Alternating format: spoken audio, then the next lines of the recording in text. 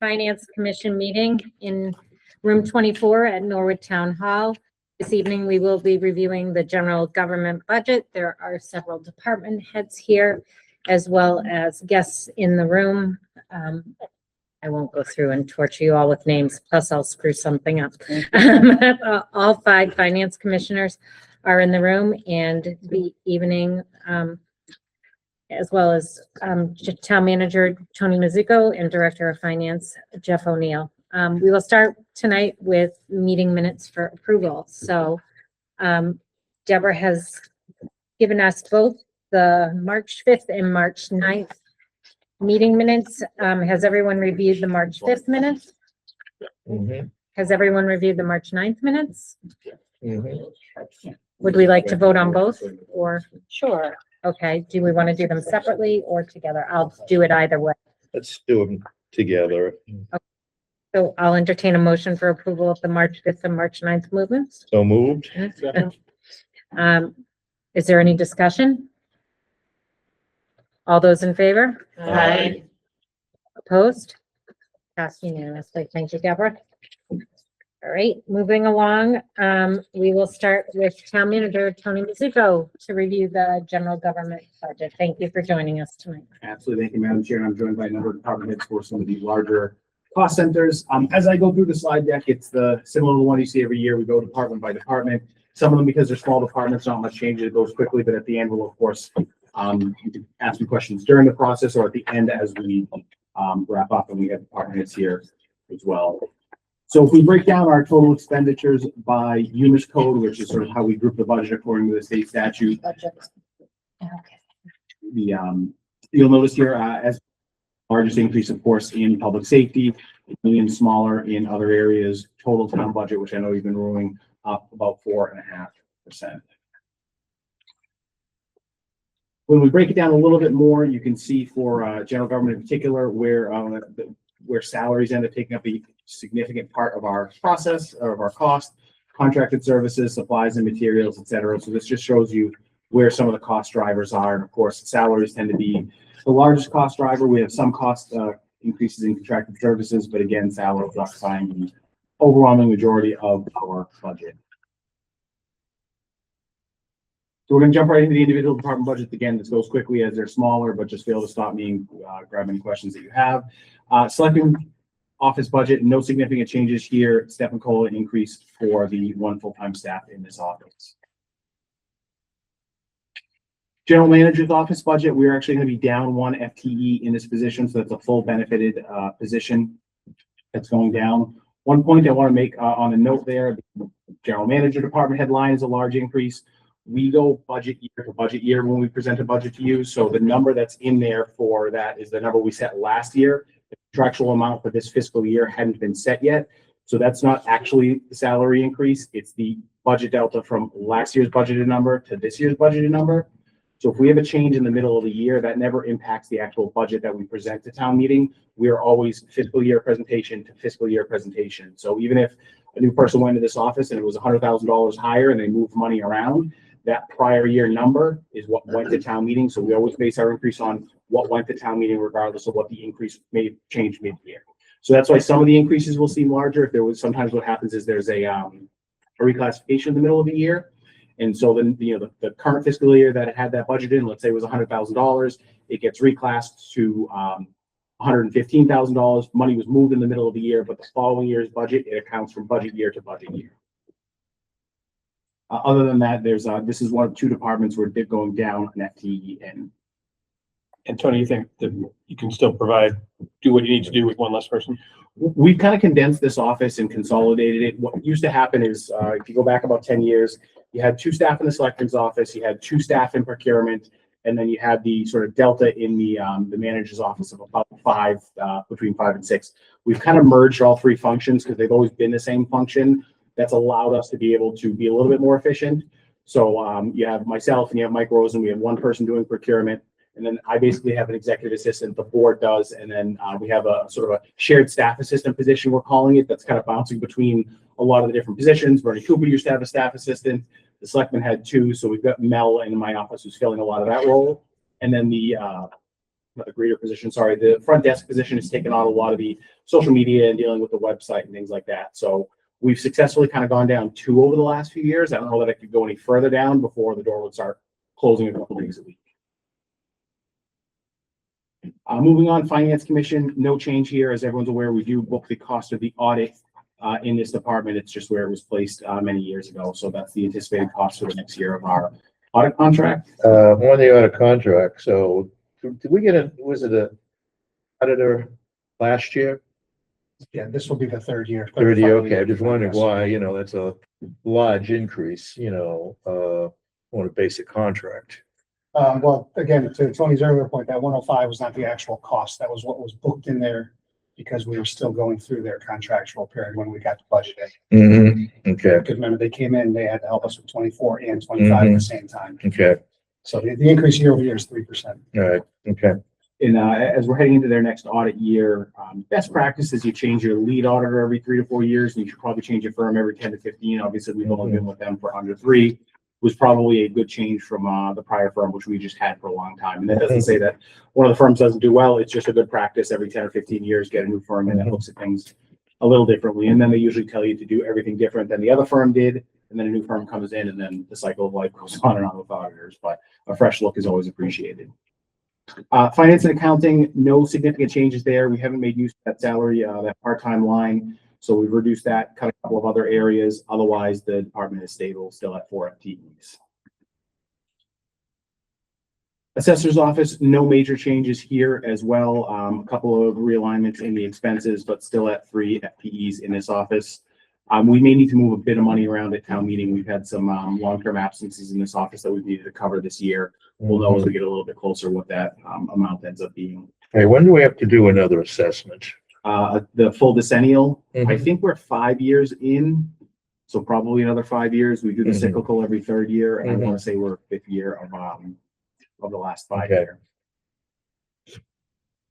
Treasurer's office, we're seeing a decrease in this office of 1 FTE, outsourcing of some of our items. Really what's happened the last couple of years, we've gone to biweekly payroll, we've gone to mandatory direct deposit, we've gone to digital issuing of some of our checks. So the position that items, that person retired, we're able to condense down 1 further position in the office.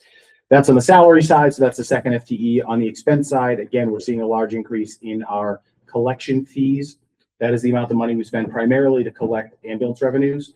So it's based on a percentage of the ambulance revenue. So as those ambulance revenues go up, this number goes up, but it's corresponding with the revenue that's offsetting it. Mhm. It's a catch-22. We know we'll probably get $2.9 million in ambulance revenues, but we book 2.6, but we don't book the expense to get the 2.9, but we're trying to be conservative on the rest of revenue estimates. But that number, as it goes up, just ties with ambulance revenue collection. Yeah, but it's still a major plus when everything is said and done. Oh, absolutely. I mean, we're our ambulance service this year, or this last fiscal year, probably Mm. broke even. Mm. And it was never designed to break even. It was always accepted that it would be a cost, but for the first time, it brought in revenues equal to at least the salaries and Mhm. benefits of the staff there. Mm. Obviously, if it were to go down, it would go down with the revenue. We've looked at 16,000 ways to do this differently, so we don't have to book it in the budget, and we continue to get no answer. We found another town where the vendor does do it. But what's interesting is we actually get the money and the vendor handles the billing. This other town that has the vendor just sort of take it out of their charges, they hold on to the money. But we'd rather the money be into our account, and I wouldn't trust anything with the revenue anyway. So it's just one of those quirks. If we did it as an enterprise fund, you could book all the costs and expenses of the enterprise fund, but we just treat it as a general fund revenue, so we would just be closing it out at the end of the year anyway, which is just more work with no actual difference. There's- sorry, go ahead. On the collections costs, it looks like the FY 27 request is just a little bit higher than the FY 25 actual. It's significantly higher than the FY 26 budget, but we understand why. But do we, like, how is FY 26 trending? Like, how, do we think that this is a reasonable estimate for FY 27? Is, yes, for a line that we should be cautiously increasing over time. I don't think we're gonna hit another pandemic, To go up higher, we could, if we don't collect the revenue, we're booking money that we're not gonna otherwise spend. I was just curious what the numbers look like, because it looked like there was like, a significant increase between FY 24 and FY 25. And so I'm just wondering what the first half of FY 26 was So looking far like. positive in terms of collections. And this again was trying to get up to that trend level. Okay, Technically, next year we may look at it, should be whatever percentages of the revenue, that's what we should be booking this expense on. Yeah. So next year it probably goes up again, but we'll be able to increment the revenue as well. thanks. Town council, no significant change, just trying to keep up with the cost of contracts. As you know, it's always a tough budget to predict. We end up getting into litigation or we have issues that come up. And sometimes you just can't predict that. So we're gonna need to make sure we always at least take a sort of a cost of living adjustment increase to town council. We are settling contracts next year. That doesn't necessarily mean that we'll need to use an additional $100,000 in legal money. We just can't tell. It depends on how contentious it tends to get. This year, we've had some planning related issues come forward, one of which we need a reserve fund transfer. We had to look at a couple of items related to an eminent domain, so that kind of brings up the cost. It's hard to predict next year. So there again, it's sort of, this gets us through a typical year. And I think what we ended up doing this year, we're coming with a reserve fund transfer for something that was sort of special and above and beyond. It's probably a good model, rather than again, just dumping levy capacity into a line that some years we won't use. When you say we will be settling contracts next year, is that for FY 28? Correct. I should say. FY 27, It's like, settled, is yes. settled, I okay, mean, so we're negotiating contracts next year, which is right, okay. where the smaller of the two costs comes, but that's a good clarification. Human resources, same FTE count in this department. As you folks know, this has really become a truly shared department between the town and the schools, which has happened organically the last couple of years. It's really become a truly shared department. We're unique in the town. Not too many towns, but several have a fully shared HR department. So it's been a good adjustment year. Other than that, no significant changes to the budget, no FTE changes. You can see here with the department head salary, there was a reclass there. That's where it's, again, that prior salary is what's in the budget. It gets reclassed in the middle of the year. We have to put it into the following year's budget. And just some attempts to drop expenses where possible on the expense side. Information technology, no significant changes here other than it's up quite a bit. Mainly the cost of software is growing, and it's growing at an unfortunate pace. Most municipalities are seeing a lot of the different software packages they use just growing sometimes 5, 10, 15, 20%. The problem is there's not always an easy other option for a lot of our software, and then the conversion cost of some of that would be absurd. The software we use for assessing, for instance, is been going up here. We've actually complained to the Inspector General's office about that because it's one of these small firms that sort of has a grip on their market and can do essentially whatever they want. That being said, there's not that much that we can do with some of these software packages. And again, just simply switching, even if you found something cheaper, we would need additional staff to switch software every other year beyond all the data complexity issues. Munis costs continue to rise, but that's as expected with a purchased software product for our ERP system. And lastly, there's an increase in the training number in here that's fairly significant. We've always approached cybersecurity training, I think in a really good way. Sean every year would make sure we're doing something different to make sure we're really trying to get folks trained. Unfortunately, a combination of some state regulations and insurance regulations, we now have to do every year the generic email phishing scams that many of you are familiar with in your organizations. It's not that we didn't do that, but we were always a little bit more nimble before. We used to be able to be very successful in getting grant money for the state. I mean, we did penetration testing with grant money. We did phishing testing with grant money.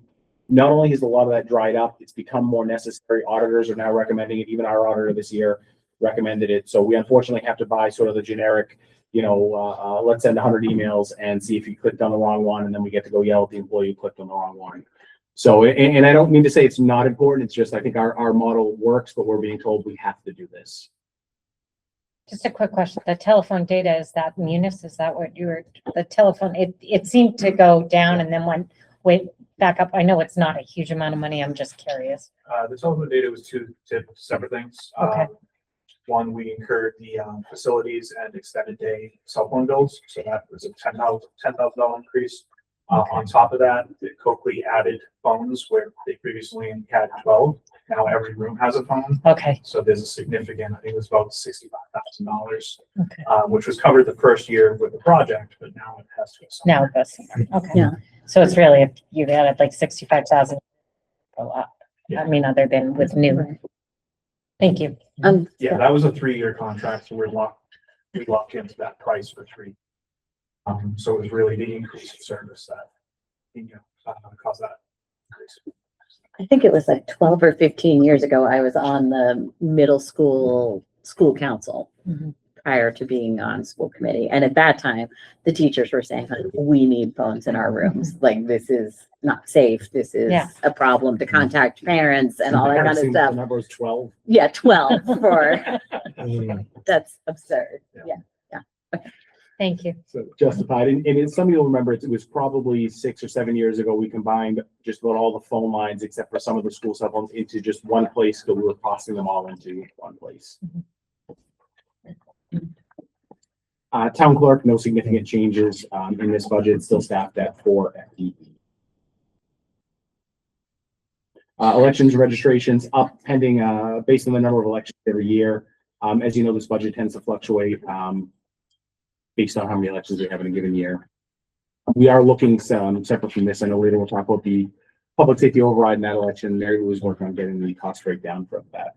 Just on this one for a minute. I mean, there is gonna be an election in the fall. I'm just surprised that, there hasn't been more of an increase, I guess, for lack of a better term, given that there is gonna be a formal election, national election. That's a great question, Mr. Slater. There's a good and a bad answer to it. The good answer is an election essentially costs us the same, whether it's 90% turnout or 10% turnout. Mm-hmm. Obviously, for a national election, you're going to expect, you're going to have more ballots, but we have to get all the precincts open, all the detail costs, all the costs of the staff are realistically close to the same based on the number of elections that we have. We try to get more people in if it's if we have a national election or a big election. The bad side of that is we actually don't get poll work very much. So $4,000 gets you a lot more labor hours than what we think. All right. Community planning and development, again, here, no significant changes other than we have some younger staff in the department who are still going up their steps increases. And the department head there did become both eligible for a master's degree, which is part of the reason that increase is as large as it is. I think they qualify for an accelerated step in their second year. But overall, the department, still a relatively small department, still hanging on at 4 FTEs. Annual town reports, doing great, staying flat at $3,000. Gonna keep trying to print less. General government, this is sort of a catch-all for a couple of different areas. Usually if we need to pay for a study or if we need to do some temporary staff somewhere short-term, we'll pull it out of here. The only significant change is that eyewear benefit that everyone loves, that we did save money when we condensed it to one line 5 or 6 years ago, but we're seeing more of a request for it. Moving on to the police department, as everyone knows, public safety are our largest 2 cost centers. Salaries coming in at around 5%, expenses coming in around 6%. It is still flat overall. We are seeing continued education growth, continued staff growth. We is a catch-22 when we hire experienced officers. It's great because we don't have to send them to the academy. What you end up seeing then in the budget, though, is they're starting at a higher step. They usually have their education. What you don't see is if they have to go to the academy, they're on our payroll for months without being able to provide any service. We're cautiously reducing the paid holiday line. I was going to ask you to just explain that. Because I Cautiously. know we went up last year. It's, we said last year we didn't want to feel comfortable going down. It's not everyone's favorite topic, but we're a little different than most departments in the state in terms of how we pay holidays. Many departments, it is paid as just part of their contract. So your salary is $10,000 and you get $1,500 a year or, per holiday or whatever the number is. Our officers have the option to take the pay or take the time off. And they've been very good with taking the time, which ultimately reduces what we're paying. It is a contractual obligation. It's similar to the way we talk about veteran services in that sense, that if everyone decided to Take the day. get the pay, we would need to pay for it. You hope a trend like that doesn't change dramatically year to year. We feel like we can lower it and help the overall budget. The chief did a great job with that. The public safety override, which we'll talk about separately, we think we can probably go down further if we're staffing at a different level, so we're not forcing people over. which creates part of a problem. That being said, the police department's otherwise, still coming in flat. Chief, anything you want to add? Yeah, I mean, in essence, what that reduction really comes down to is a reduction in our overall overtime slush fund, because that's where it goes. Yeah, So, you know, we'll work things a little bit differently. We'll reduce it some. That amount was the next amount. You know, once we get the other officers on board, we'll probably be okay, because, you know, like, the more we're staffed, the less we spend in overtime. But, you know, just the other day, I had an officer out for 12 weeks with a broken ankle, and you know, another one, and all of a sudden, next thing you know, you're down. So we're okay right now, and we should be able to live with that. So. thank you. Other questions for the chief? Okay, just a couple of smaller, Are we comfortable with that gas and oil one? Hey, gosh, sorry, I'm just being sarcastic. That was my This is question. a 2 week ago budget.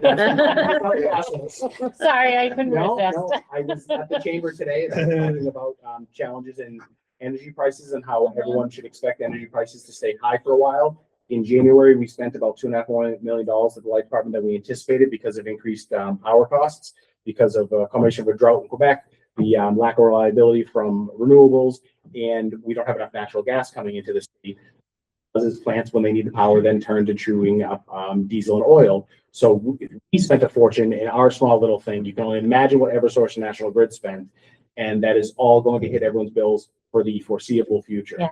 That's separate from everything going on in the Middle East. So I caution that, you know, absent geopolitics, that was our analysis. So I can't tell you what it's going to be in a few weeks, but this was a pre-Iran war gas number. Moving on to the fire department, similar, no significant changes here. Most employees advancing on a step or a getting a COLA, and we have about a medium age department, so there's a lot of folks still going up on their step scales. We did up the fire education incentive several years ago, and we're seeing more people take advantage of that. So we're getting a more educated fire force. Didn't know how many would quite enroll in grad school at once, but it's been quite a few of them. But an educated firefighter is a safe firefighter, so we're seeing some cost increases there. Where is that showing up in the budget? Is that career incentive? Is that the line item? Yes, Right yep. there. Okay. Okay. Other than that, the fire budget is fairly flat going forward. Work clothing going down to zero, changing lines or? So that was combined into the contract a year ago as a salary item. The way we do, we've always paid it as call it an incentive, if you will, in the fire department. The police department, it's a reimbursable, but there's specific equipment that they buy. So the contract I actually used last year just worked it into the base. So we eliminated the clothing incentive and added, it was like $600 to the employee's base salary. So it's a plus minus, because on the one hand, that means that everything's going to grow on that in the future. You know, it's overtime eligible, but it was also a matter of having to manually calculate out 62 different $600 payments every single year for payroll. Okay. So looking at that line item in FY 25, the actuals were zero, but we had an FY 26 budget. So we think that that's not going to get spent in FY 26. Correct. Make it reallocated to something else within that salaries line item. Okay. Chief, anything you'd like to add? No. Building commissioner, nothing substantial here other than some increases. I mean, the numbers end up looking, percentages end up looking large. COLA and a step increase for the building commissioner and his staff. Increase in some of the part-time staff to account for, we used to get some additional funding from some of the larger projects in town, but that was mainly Moderna, that is pretty much finished construction, if you will. So the volume is still relatively high for the building department. The Copley is finished, but FM should finish in the fiscal year. But we also have about 300 units going up for construction next year. And believe it or not, even though a building like FM is complicated, when you take an apartment complex of 150 units, it's not just 150 inspections. It's the electrical inspector has to go there 15 to 20 times. The plumbing inspector has to check every fixture, sometimes 2, 3, 4 times. So an apartment complex is in some ways more complicated or more paperwork, if you will, than a large building, commercial building. Other than that, no substantial changes here. And of course, the building department continues to bring in phenomenal revenue. Emergency management, only a small change there to account, just kidding. We're booking the cost, our first year cost of regional dispatch here. We weren't sure which budget to put it into. We figured since this budget really is otherwise very small, it's a better place to keep an eye on the cost. That way it doesn't either inflate police or fire budgets. And also it would be a large line that nobody could end up moving around anyway. So we wanted to segregate it out and put it here. This is the first year. I want to say it's 50%, then it goes to 75% and then 100% over the next 2 years. I'm sorry, can you repeat those numbers? What So does it this go is, to next year? It'll go to, this is 50% of the cost. It'll go to 75% of the full cost next year and then 100% the following year. But actually be one. So we expect it to be 1.5 million plus inflation in FY 29. 1.5 is probably a good estimate. I think Steve's number is 1.4, but that's about the right number. That's Sure is. about the cost of the staff years ago or so when we started looking at it. 11 full-time employees plus benefits, plus other IT costs. Capital costs, I mean, the radio system upgrade was a substantial capital cost. Some of you will remember we were going to town meeting what seemed like every other year for either new consoles or new systems or put something up somewhere for our patchy radio system. So that's the dollar amount, but there's also some significant capital projects that were able to get done. And just for the record, so this is something we've been doing for several years, but the grant has been paying for it. Correct. So The first, now it's just hitting the budget. correct. The It's not first a new two, service. correct. The first 3 years you pay zero. The state covers the cost of that. And then it gets you in at 50, 75, 100 to absorb the cost, to balance out the cost. But 4 years ago, dispatch services were included in police and fire both, or just? They were both in the, split in the salary lines, and then there was, some of the operating costs was bounced between IT or in the individual departments. So this is the cost went down and now it's coming back up. Right. Okay. Right, although if you look at year over year increases, there still were increases and we Right, did not really factor in the fact that we had saved. right. It would be more. I think we did, they would have been larger Yes. increases. Other questions, and I know some of you had reached out to me about getting a tour of HREC. We absolutely can set that up. I just have to send an email, that's all, sorry, and work out the schedule. Other questions on this line? Traffic control and fire alarms, unfortunately, seeing a large increase here, just trying to get it to come into alignment with what we've been spending. The town owns the traffic control system. We have to pay either the light department or a vendor every time something goes down. We are hopeful that with the new system, there'll be less of that, of course, but we're just, every time there's even a blinking light, we have to call somebody in to be able to do it. When do we expect that new system to be online?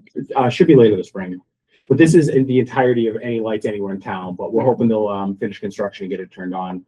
I say the spring, but I guess some people consider June like the summer, but once we're past mud season. Okay, Public Works, seeing a hefty increase here, just trying to balance out the salaries and cost allocate. We had an issue in the garage. I don't know, I think there was an inaccurate salary there from last year, which is why that number is up as large as it is. That being said, DPW is still flat in terms of staffing. They have been flat for a long time. I believe this year we're doing next fiscal year, we're doing a DPW wage study. So that might be coming down the pipeline. It is only 38 employees, but we haven't looked at comparatively where the DPW is in quite some time. The line, the seasonal line. Yep. You're going down and I love it. But what was? Well, it's good and bad. So some of you may remember, we used to do a lottery for our seasonal Yeah. staff, and it was a big deal. We got the whole thing and we rotate it. And then what happened is after a couple of years, we were picking 15 kids and there were like 17 that were in the lottery. So we finally said, we'll just hire all the kids because you always lose a couple of them in between, you know, they're high school and college kids. And honestly, now for what we'd like to have for seasonal help, we just can't get that many kids to come in and work the whole summer. We'd want more, but I don't know, kids don't want to spend 8 hours in the sun in the cemetery anymore. We have the same trouble with lifeguards who actually get paid more. We can't get kids to be lifeguards either. And there's a point where, yes, you can increase what you're paying, but I can't pay a summer seasonal kid more than a DPW kid. Just with lifeguards, we're going to continue increasing the salary, but there's going to come a point where a couple week certification can't pay more than, you know, what a 4-year or 6-year degree does. So it's, So will you be able to run with less money? We will, that's what we're. It's based on the trend as well. Yeah. That's kind of what I was looking at. is Even the trend is because you can't get the kids, Correct. so you're going there. Believe me, I'd love to come in. I'd love to double this line. I just can't. We can't get the kids to work it. So you said you were gonna look at wages, you're also looking at staffing? That's a little bit of a double-edged sword. The staff is low, so I sort of know how that will come out. I don't know objectively where our wages actually would compare to surrounding towns for the DPW. You can assume that they're in the middle, but there's a lot of different certifications and everything. So we're gonna want to look at that. We'll have to address that before we address the number of folks that we have. But we know that the DPW is fairly low staff. They've not had an increase in many, many years. And in the last 15 years, I mean, they picked up some of the school maintenance that the facilities department used to do so we could move folks over to facilities. They picked up the fields 15 years ago. They were supposed to get money at the time. Everyone said, well, we'll give the DPW 17% of some magic number. And that's just not how the budget works. So it never happened. So they've added responsibilities to what they do in the last 15 to 20 years without adding staff. And we have added contracted services in some time. One of the unique things about our relationship with this particular ASME unit, we perpetually agree not to lay any staff off in the period, and it comes up every time. It has a sunset clause in it, but it gives us the right to contract out as we need. So a lot of towns will have an issue where it's, hey, we're down a couple of people, we got to call a contractor to get, the high school mowed, and it's, nope, that's a union job, you got to figure out how to do it. So we have a great relationship with the guys in the public works union, that we have that flexibility.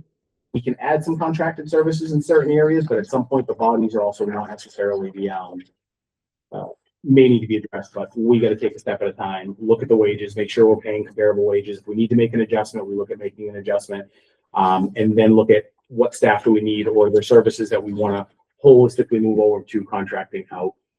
But there's a balance there in terms of what we can actually contract out. And snow and ice, sorry, we don't have an estimate, but it's going to be terrible. Just I have nothing but meetings where I'm delivering bad news. I need some good news somewhere. Well, 10 years ago it was $2.5 million. So whatever it is now, we can deal with it. We will, you're right. We'll suck it up. It is what it is, and we will meet it when it comes. Engineering staff staying the same. There's just a small typo on the slide. We don't have 7 full-time employees in engineering. I wish. It's actually, it's 2. And then, so nobody show Brian Murphy that, because he'll, this is where I'd add my GIS techs if we had them. Notice that that's actually one line, the contracted service for GIS going up pretty heftily. It is an area we are wildly behind many other communities. We've maintained a full service engineering department, but with the 2 of them, it's just challenging. Mark is able to back them up as an engineer, but GIS and updating the GIS system is an area we're just behind the times on. Questions on the engineering department? With the GIS, why are we behind? It's just, so it's nothing we really haven't invested in it the way we should have. Most towns our size have a full-time GIS tech, or sometimes they have 2 or 3 full-time GIS techs, or they have a large contract with like an ArcGIS to do all of their GIS updates. We've just been a little old school for a long time. Our DPW director was an engineer. We had a town engineer before that. My predecessor was an engineer. So, unfortunately I'm not. You don't want me drawing out the lines of how the roads are going. We'll see the budget go up $1 million a foot if I had to do that. So I think it's just an area that we are a little bit behind. We're definitely behind the curve in adjusting. And what would be what would be your answer to this, to fix it? A full-time GIS staff member. Because right now engineering does all of their engineering work, and anything to update the GIS system, we're either contracting out or they're doing it. And in what a good GIS tech does when they're building your GIS layers and everything is very different from what just an engineer does, because the engineer can do the GIS work, but the GIS tech can't go and actually design our projects. Okay. A good example of that, we got a quote on the lot for the Coakley that Public Works did in-house. We may not ultimately want to go with it, but that was $100,000 savings on designing that lot, for instance. So what is this is this $10,000 going to be spent on? I'm not arguing like whether or not the GIS is important. Yeah, it's our contract with a GIS vendor. Okay. They, it's for the software, but we don't get a lot of anything other than just the software. Okay. And we think that that's a real number? Or is that just like, we know it needs to get bigger? No, that's a real number of what we're using it for. It could get 10 times bigger and we could use it. Is this the kind of thing that, like, a one-time use of, like, would it make sense to hire somebody to come in for 3 months or something like that and try and catch up on everything and get it all set up the way you want it? No, because if we did, everything's always changing, and then it's about updating the system going forward and to be able to make map changes, layer changes going forward. It's not to say the Mark may not come forward at some point and say, I need help to fix something, but we, at some point down the road, a couple of years, need to invest in having a full-time GIS tech. Okay. So I was just gonna say, how much is not having one really hurt us down the road with all the different projects we have and, you know, the layers that are necessary, you know, for a full GIS system. You know what it is? The cost is that we're backed up. And a perfect example is the design of the parking lot of the Copley, which engineering did a great job on. They're almost at 100% design. We had to give them 6, 7, 8 months for that. So it's not effective to have engineering do that. We do it when it's something that's not necessarily a priority. They have to focus on the road work that's going out and the water work that's going out. But when you look at the actual backlog for engineering to be able to do work, if you could separate out the GIS portion, we could improve that. They could get that work done and engineering could focus more on their engineering. But again, we're not necessarily in a position yet where we've been able to do it. I've been talking about it for 9 budget cycles and it hasn't got in yet. At some point, if I could tell you, I think if Mark had to tell you where he'd want his first add in his department, if he could add staff, it would probably be a GIS tech. Yeah, well, yeah, 2 or 3 more of him would be helpful. Okay, no, I just think it would be a good person to have. No question. I agree. Okay. Highway maintenance, not seeing only a contractual increase in the street lines and markings in the infrared. Mark has tried to hold these lines as flat as he can for as long as he can and try to supplement them with where he can, but we're seeing the impacts of inflation in multiple contracts coming up and the amount of work needed to do it. DPW does a great job at trying to keep costs down. They have more flexibility than most departments because what they contract out, they also do a little bit of them themselves, but there comes a breaking point and Mark is seeing that. He kept his expenses flat where he could because he's seeing that in some of his contracted services. Is this where they also, you know, do work associated with road signs? Because I know in the last couple of storms we've had a lot of road signs that, let's just say, are not perpendicular right now. A little bit off, you know. Again, the DPW will get to it. It might be. No, but is this the line item that it gets into? Somewhat, yes. Yeah. And then is chapter 90 money in addition to this? Correct. This doesn't get any paving done. This is really just maintenance work. Okay. Patching and striping. And the street lines are really Could be just really painting the street lines and expensive painting this year. crosswalks and stuff like that. Okay. Full road. Yeah. I was gonna say patching could be You expensive. just mix more sand in the patch and it goes further. Snow and ice, again, we know this was a bad winter, so we did our typical little increase at $100 so we can deficit spend. My recommendation would be to wait one more winter before looking at a fundamental change in this, only because, as everyone knows, we had 5 to 6 winters of it not being a problem. This was a bad winter. I don't want to overreact and say, oh, wow, let's add $500,000 because we blew the budget this year. Let's wait one more winter. If next winter is a good winter, maybe not as harsh as this one, then we'll know we need to go up a couple $100,000. We just don't want to overreact and find ourselves in the enviable but odd position of too much money in the line. I think it really depends, Tony, on how much free cash we anticipate having in the subsequent fiscal year, because it's really a crapshoot. You just don't know. Oh, you're absolutely right. We wanted to upgrade or update this line based on our average trend, right? This number is actually based on the 5 years prior to the last override, with a little bit of an exception for 2015, and then we never hit it, right? So that was like a good 5-year average, and then we were never hitting it. So I'm just a little cautious, saying, well, what should it be for the next 5 years? The truth is, I have no idea. So if we give it one more year, now we're budgeting $1 million. Forget about this year. If next year we know we come in at $1.3 million or $1.4 million, we know that the budget should probably go up to $1.3 million or $1.4 million. Now we at least have years of data. We can bring it up. We can also bring it up slowly. It doesn't have to be in 1 year. And again, you know, I mean, it's you can't really predict trends in weather. I mean, it's just absolutely impossible. So I wouldn't overreact to, let's say you have a snowy winter, and then it's, on the other hand, what happens if you don't have a snowy winter? I mean, it's a difficult number to predict, and I wouldn't go overboard, you know, particularly when you're going to be having an additional expense for, you know, for the with the whatchamacallit, we was talking about, Dispatch. dispatch, thank you. I agree. I think, you know, next year if we hit 1.3 million, maybe next year's budget, we go up to 1.1 million and say, okay, let's be a little cautious. And then a third year of 1.3 million, 1.4 million, okay, we should get to that number, but we can get to it over time. I just, one bad winter based on the last 5 doesn't make me. Yeah, want when we to- look back at FY 23 and FY 24, where it was under 600,000 both of those years. So I don't think it makes any sense. It'd be different if we were looking at an increase, if we're like, oh, well, we know labor costs are going up and that's going to continue to go up. But this is not about, like, yes, labor costs have gone up in the past 5 years, but this is about like The how, weather. what the weather is. And it's not even necessarily the amount of snow, it's the duration of the storms and all that kind of stuff. So, Timing. yeah, Saturday or a Wednesday. you know, right, yeah. Sunday night versus a Wednesday afternoon, you know. Yeah. or- A bylaw that storms occur between 10 and 3 on weekdays would save us. Yeah. So moved. See, I agree with you. Give it time. Let's see where it goes. If the second year in a row we're way over, okay, maybe adjust a little bit because we know the costs went up. See the third year. We should just follow it by a couple of years, I guess, is the smart thing to do. Mhm. And the excess, if we don't spend it, where does this goes to? Free cash. Free cash. It's also an area DLS looks at. We got to file a separate report with them too. So if we do see a trend, they may come into us and say, you should be increasing that Mhm. because you're Mhm. purposely keeping it. Or you're purposely keeping it.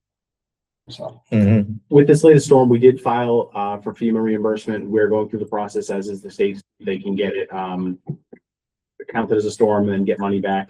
It'll be 2 years from now, maybe 2.5, but we might get a couple $100,000 back. Mhm. So if something like that were to come in 2 years, that would just show up as like a random, Random revenue. miscellaneous Revenue. treasury receipt. Cash. The different associations have been floating an idea that Ann has previously floated that, you know, could FEMA reimbursements go into like a storm fund that in a town, when you have an emergency, you could declare an emergency and do it, but it just hasn't gotten any legislative traction. And there again, so is it storm money and then we use it when we have a flood? I don't know. But for now, we move within the rules that I established for us. Mhm.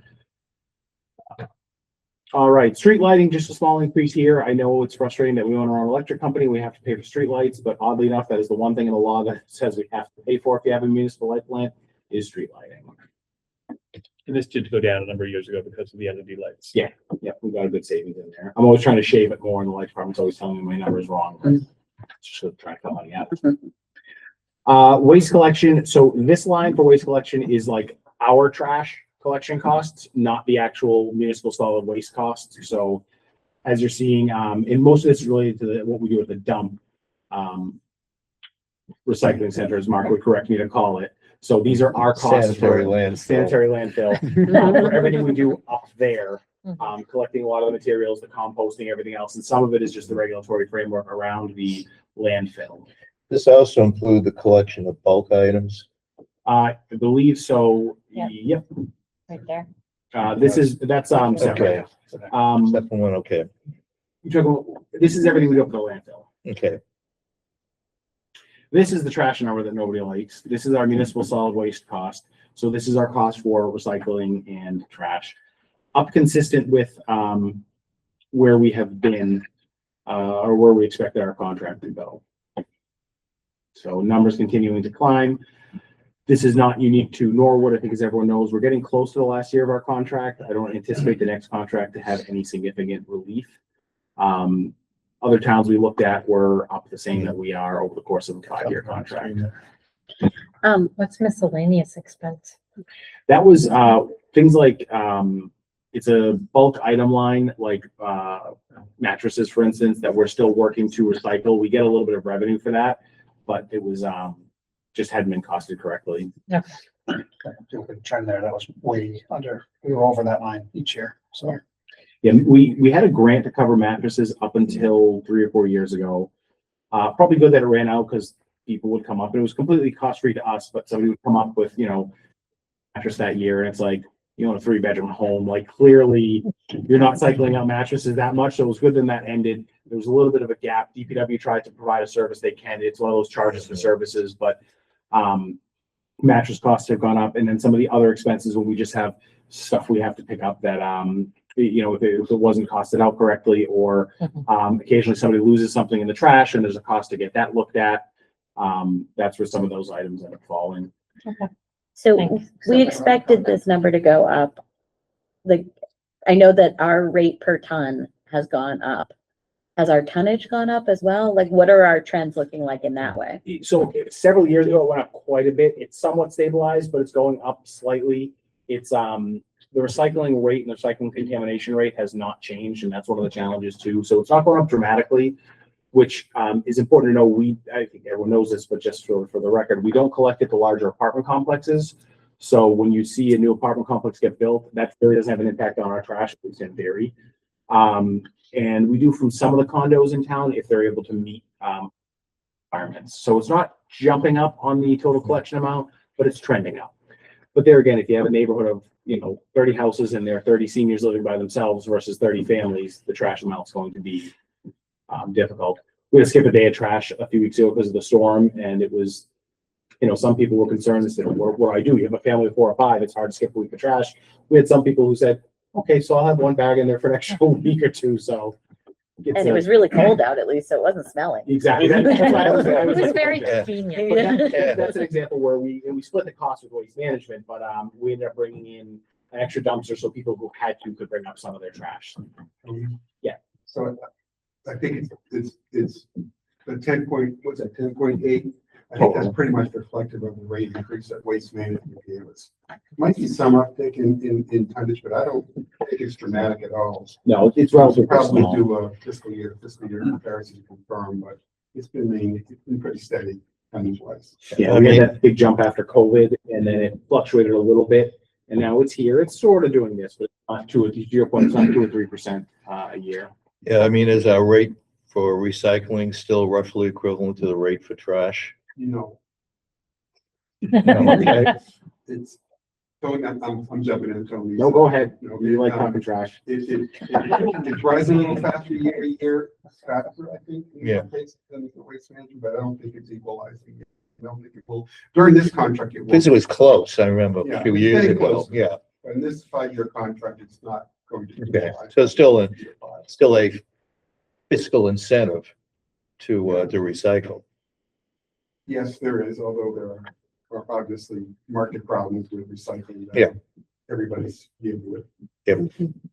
And the contamination rate on recycling makes the recycling will get charged as trash if it's, people aren't recycling correctly. So in a larger sense, we do. So we need to recycle correctly to make sure we're getting a benefit from recycling, I guess is what I'm saying. Yes. One of the questions, I guess, about recycling is, are there certain things, certain plastic products as an example that you shouldn't put into recycling?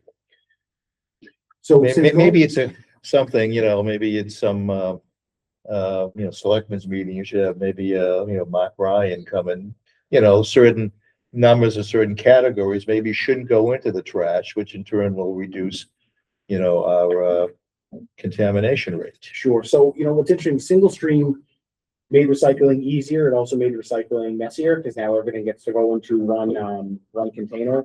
Mark has done a number of videos for like NCM over the years and everything, talking about what you can recycle. It's Yeah. been a while since it's come into the selectmen, but he comes in periodically. What we worry about is, so, Mark will say, here's a tomato jar and you should wash the tomato sauce jar out. So the little old ladies who are beautiful recyclers will scrub out that jar with hot water. And that's great. And then the people who throw like a cat bed in their recycling. Yeah. I mean, like, the education's important, but it's like, is No, this I- box greasy or not versus let me throw my old cat bed in the recycling. It's something we can do. But I know, but I think what I mean is more like, you get a plastic product, then it may have a number 1 or number 2 or number 5.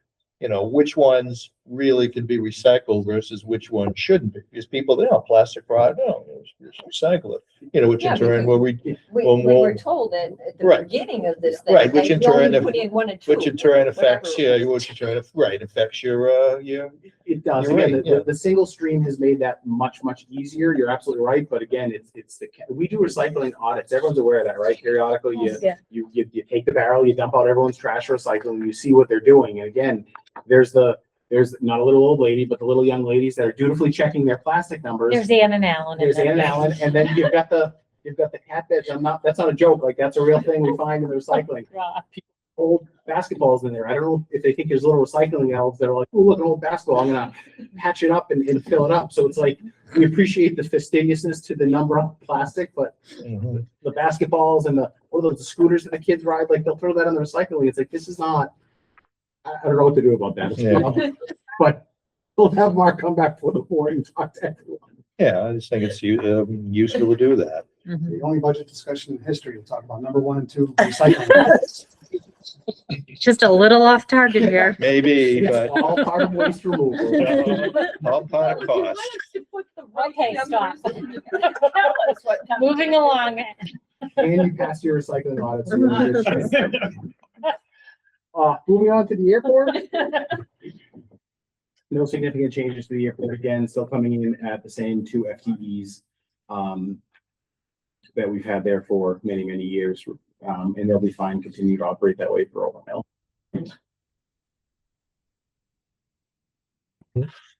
Their snow and ice goes into the regular snow. Yeah, it's budgeted separately, but it's part of what we'll need to cover for snow and Okay. ice. And it's over a lot of money. but- Yeah. Can you, excuse me, Yeah. we're getting some money out of this, right? Correct. The airport generates- Generates money. Call it $400,000 a year in revenue or more. Okay. And those are something we talked about on the slide deck, if you're wondering who some of the department, the challenge is everyone has to go with the airport, and then if we showed revenues for other departments, it's like, it would be tough, but we can get the airport analysis updated, for you guys. We haven't done it in a couple of years. Okay, I It's a think you great did it product last of the year, thing. didn't You you? did, yeah. You did it last Revenues year. on here just became messy, and like I said, only some departments you can't correlate exact. Yeah. So Mhm. But it will come up at town meeting. We know Yeah, that. yeah, it was updated. Yeah, I think Alex demanded he get to show the tax revenue as his revenue, and it's like, all right, that's not really fair. Cemetery, same thing, holding flat at the FTEs, just trying to adjust the budget to reality. We're still making decent revenue with the cemetery. We are seeing fewer burials, more cremations, but it still continues to bring in some revenue. The board has raised fees a few times in the last few years. I don't know if we did it this year or if we did it last year and we're skipping a year, but we've been continuing to raise cemetery fees. It looks like we raised about 300,000 and change, and we're paying out 800,000, so it's. Yeah, it's never gonna, 40%. it's never gonna work, but at least it covers some of the costs. Yeah. Mhm. Any thought of, having a section for people that should want to be buried, but to have ashes? Spread, No, not spread. like a, Composting. Like a columbarium. You're gonna say standing up or Yes, it does. I think Maya has already, like a place where you can place a, Yeah. we could, Go to Sharon if you see it there. we would need to buy the thing to begin with and then sell the pieces. We have to go to capital outlay, go to Bob and capital outlay, say, Bob, we need $200,000 to build the thing that you put the ashes in, and then what we sell them for. It's certainly a possibility. I don't know if, I mean, it seems like a lot of people are doing that there's instead of the regular burial. absolutely burials are down overall, and cremations are up and probably going to continue up. You know, I can actually ask Charlie at the cemetery to find out what something like that would cost, and could we find a place for it? Okay, thank you. Parks maintenance staying flat. That's DPW's parks maintenance line. Wait a minute. Did we do Board of Health? Nope, not yet. Like that, sorry. Now we're at Board of Health. Okay. No significant changes in the Board of Health salary, Board of Health budget. Small increase to defib pay for a union employee, and Stacy had I think a reclass in the middle of the year. Same FTE count. Council on Aging, similar, no significant changes here, same level of staffing, same level of services. The increase in part-time salary. Just trying to bring it up to historically where it's been. They float between volunteers and part-timers for some of their. So it'll vary in any given year. This is probably the more accurate cost of what their part-time line should be. In some years, it may go down because they get more volunteers to help out with different things. Even some of the medical rides, they do have volunteers that help out with that. But, it's just better to budget the number we know we need, and if more comes in, great, then if the money just doesn't get spent, then it ends up in the, in free cash. Mhm. Veteran services, small change to the salary line, just adjusting it for the salary of the, incumbent in the office. And the expenses up, again, trying to match the trend for that, particular cost. There's a $10,000 increase in the direct relief, but remember, this is A, reimbursable by the state, 75%, and B, it's like a commodity cost. We try to peg the number. An individual veteran can receive in a given year, depending on where they fall, could be $15,000, $20,000, $30,000. So you can see large swings here. We usually don't, but one veteran sort of getting on the rolls, if you will, can lead to a larger increase. But we sort of play this game every year with this budget where we don't want to raise more than we need, but.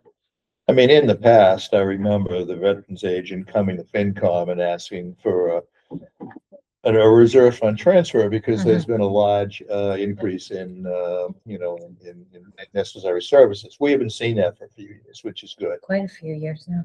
Yep. But I think we also had haven't we raised the amount of money that we had been giving them? Yes. Yeah. To address that. So Yeah. We didn't have to do.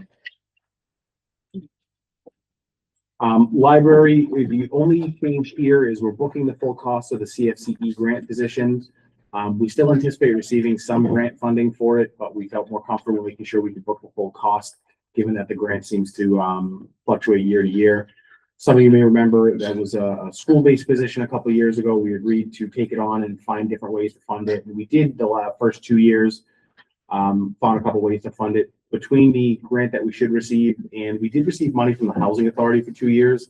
Their federal funding is a little bit iffy now, so we may not have that next year. So rather than have a mid-year problem, we've booked the full cost of it. Anything we receive will just end up going into free cash. It is a position that there was somebody in the position when we took it over. If it ever became vacant, we'd probably have a discussion about the best way to fill that position. Mhm. So FTEs haven't changed. Did that move last year? And is that It was why? 2 years ago. Okay, I was trying to remember. Okay, thank you. Was it 2 years ago, but has it been I think it's been 2 years. Okay. questions on the library? Oh, just a quick one for Clayton. I mean, with the increase, that's consistent with what the state requires for you to be able to receive library state funding? This will still meet our municipal funding requirement. Okay. It really just needs to be consistent with the rest of the general budget. Yeah.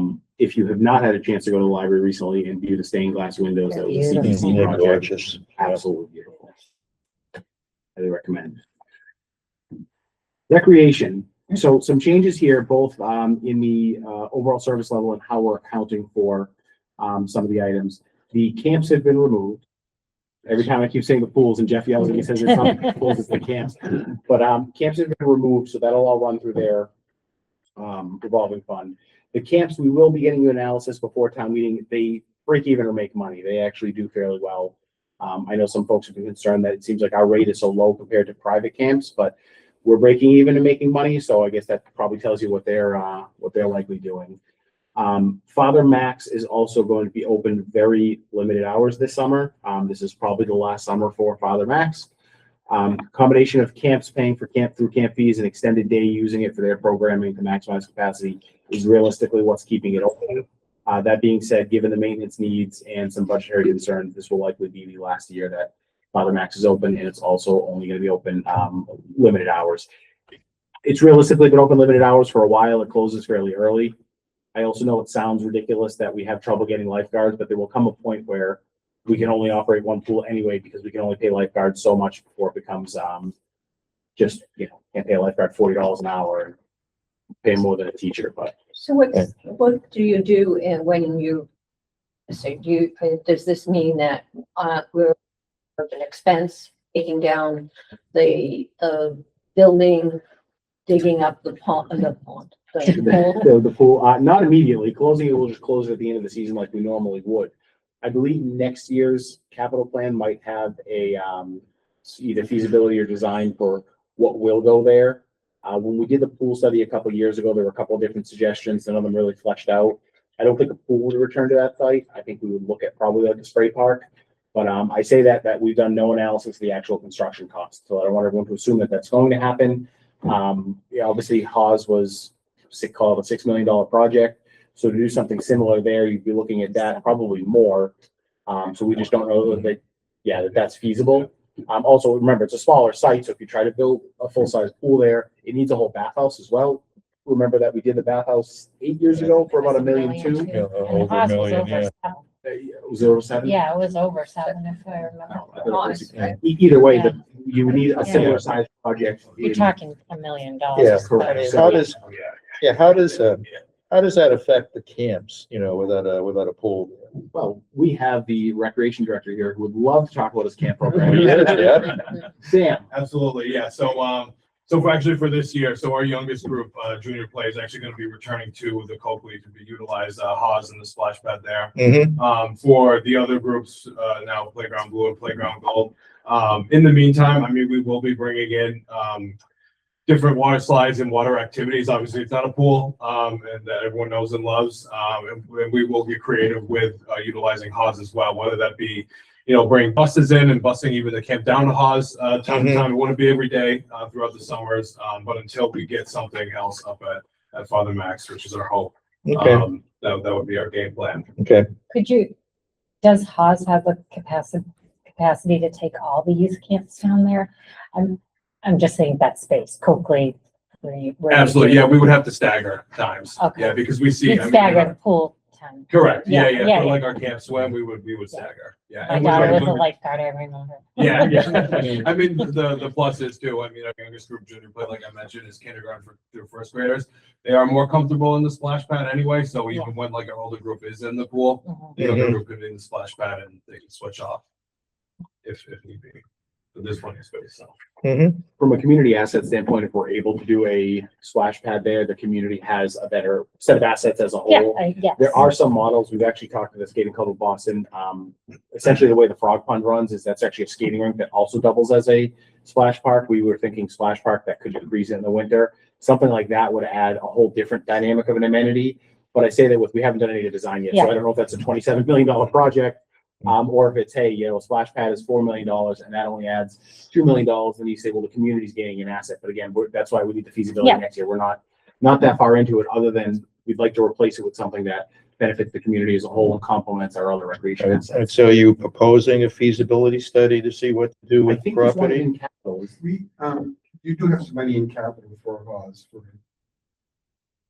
And For Father and there Max. also was for Father Max, but it's probably a little old right now, but feasibility study for both pools was done several years ago. And so concepts for use of Father Max is in there. That should probably be.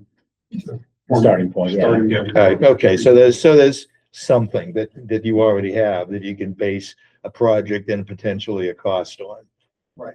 Okay, And that's the same feasibility study that came back with the recommendation that we should focus on Haas okay, and make some changes there. okay. Which we've now done. One Yeah. other quick question, pool maintenance, it's not up much. I know we have a brand new pool. I'm just, is most of that going to Father Max, or is there concern about Father Max? I know we've struggled over the past 2 years to have it Right. open for there's an old filter system. No, majority of that is going to Haas. I mean, the Okay. thing is, the reality, if we put money into Father Max, it would be a lot. Yeah, okay. To really, Yeah. provide it, so, Okay. yeah. Okay, thank you. Yeah, when you know you're not turning the asset back on, you can limp things along a little bit better. Mhm. Other questions on recreation? That's it. Oh, sorry. Celebrations continuing to stay flat. Again, an area where the cost pressures on some of our concerts and some of our other activities is continuing to grow. The 4th of July parade is an example. But you're seeing that across a lot of different budget lines. I know the high school students, at least, were talking about prom yesterday and how expensive that's getting. And when you think of the cost of prom and the cost of post prom, it's actually the cost of a really expensive wedding or moderate wedding, I guess, depending on who you are. So you're just seeing those costs grow in a lot of places. Yeah. Facilities you guys already covered, but again, nothing substantial in the facilities department. Debt service, no significant changes, overall to debt service. Jeff and his team have done a great job with our last bond offering and with managing, debt service in general. Jeff, anything you want to add on debt service or? No, we've talked about it before, like I said, Yeah. that falling off, and we were able to restructure the new offering to fit in Mhm. nicely, so there's not a big increase there. State assessments and charges, obviously up based on, the first round of the cherry sheets, but. Well, As I recall, there's an increase here. Assessment, but then there's revenue to offset that, and that follows decrease the previous year, so it's sort of rebalancing or something. Yeah. So, Has the House come back with the modification at all to the governor's request? I don't think they have yet. Interesting, it's a little late for them, but. I was gonna say, it's late.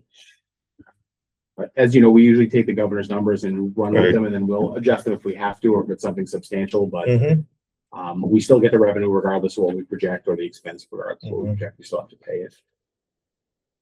County tax numbers surprisingly down slightly, but we should look at eventually not having a structured county at all. I was gonna ask, what does that? The county administrative costs, that has nothing to do with the jails, the registry, or nothing. Other counties out there get away without having a, I was asked at the chamber today if we needed all these small towns in Norfolk County. I said, we don't. We don't need 28 police chiefs and 28 town managers.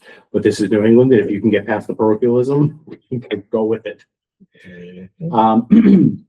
Obviously, large increases in both of the regional schools. I know you guys already discussed, Blue Hills.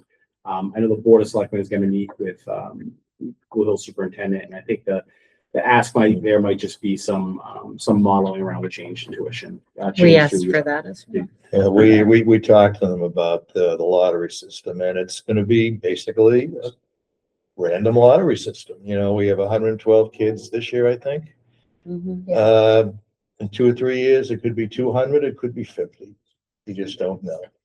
Yeah, but they have to be able to, run some sort of analysis to tell us, look, we ran it 100 times, and this is the, here's the standard deviation of where you're probably going to be based on your enrollment number. They have to be able to do something. You can do a random generator, but We did- it is what it is. We did ask them though to give us an idea in October of what it becomes, because that at least allows us, we don't want to hear in March that it's up. I mean, I know we knew it was up, but it would be nice, especially given the lottery system, to have that sooner so that we can at least plan, because it was about $22,000 a pupil, if I remember. So, And again, this is based on enrollment. We have an unusually big jump in enrollment this year, but we had an unusually big drop the previous year. So we're basically getting back to the mean. So lottery's gonna make some towns happy with their assessment. Yeah, I'm worried we're Not not gonna be necessarily. one of those ones. Yeah, I think that's, I think that might Never be the know. case. Braintree and Randolph might, Might make out well. Yeah, I guess it's, I mean, not necessarily good for the students, Right. but I'm curious, like, we know what percentage we are of enrollment, but I'm curious what are of applications. yes, Yeah. that's the, That's kind of the data that I want to look at. Like, Yeah. you have to be able to tell us where we're coming from here. Yeah. Maybe they're afraid to because maybe they pick more kids from this town than that town, but give us some sort of an idea. It's give us random. an but it can't be idea of what totally our random. application. is. Yeah. Mhm. Retirement pension costs, again, with some of the indirects and some of the correct costing, a little bit of breathing room there. Just to be clear on that, the retirement contribution is going up overall, just the general fund portion, we were able to, as Tony mentioned, Mhm. charge some other funds that haven't historically been charged at the proper level. Mhm. And workers' comp, this reflects the transfer we made to the workers' comp fund, transferred at the fall town meeting. So we're able to drop some of these numbers down, which is a savings on the overall budget increase. because now we have a cushion in case they go over.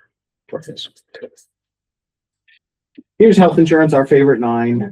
The GIC hasn't, they released final rates, or they're Not still, they're telling us 7.5, which means we'll probably see 8.5 I was, to 9, but we'll wait on the final numbers.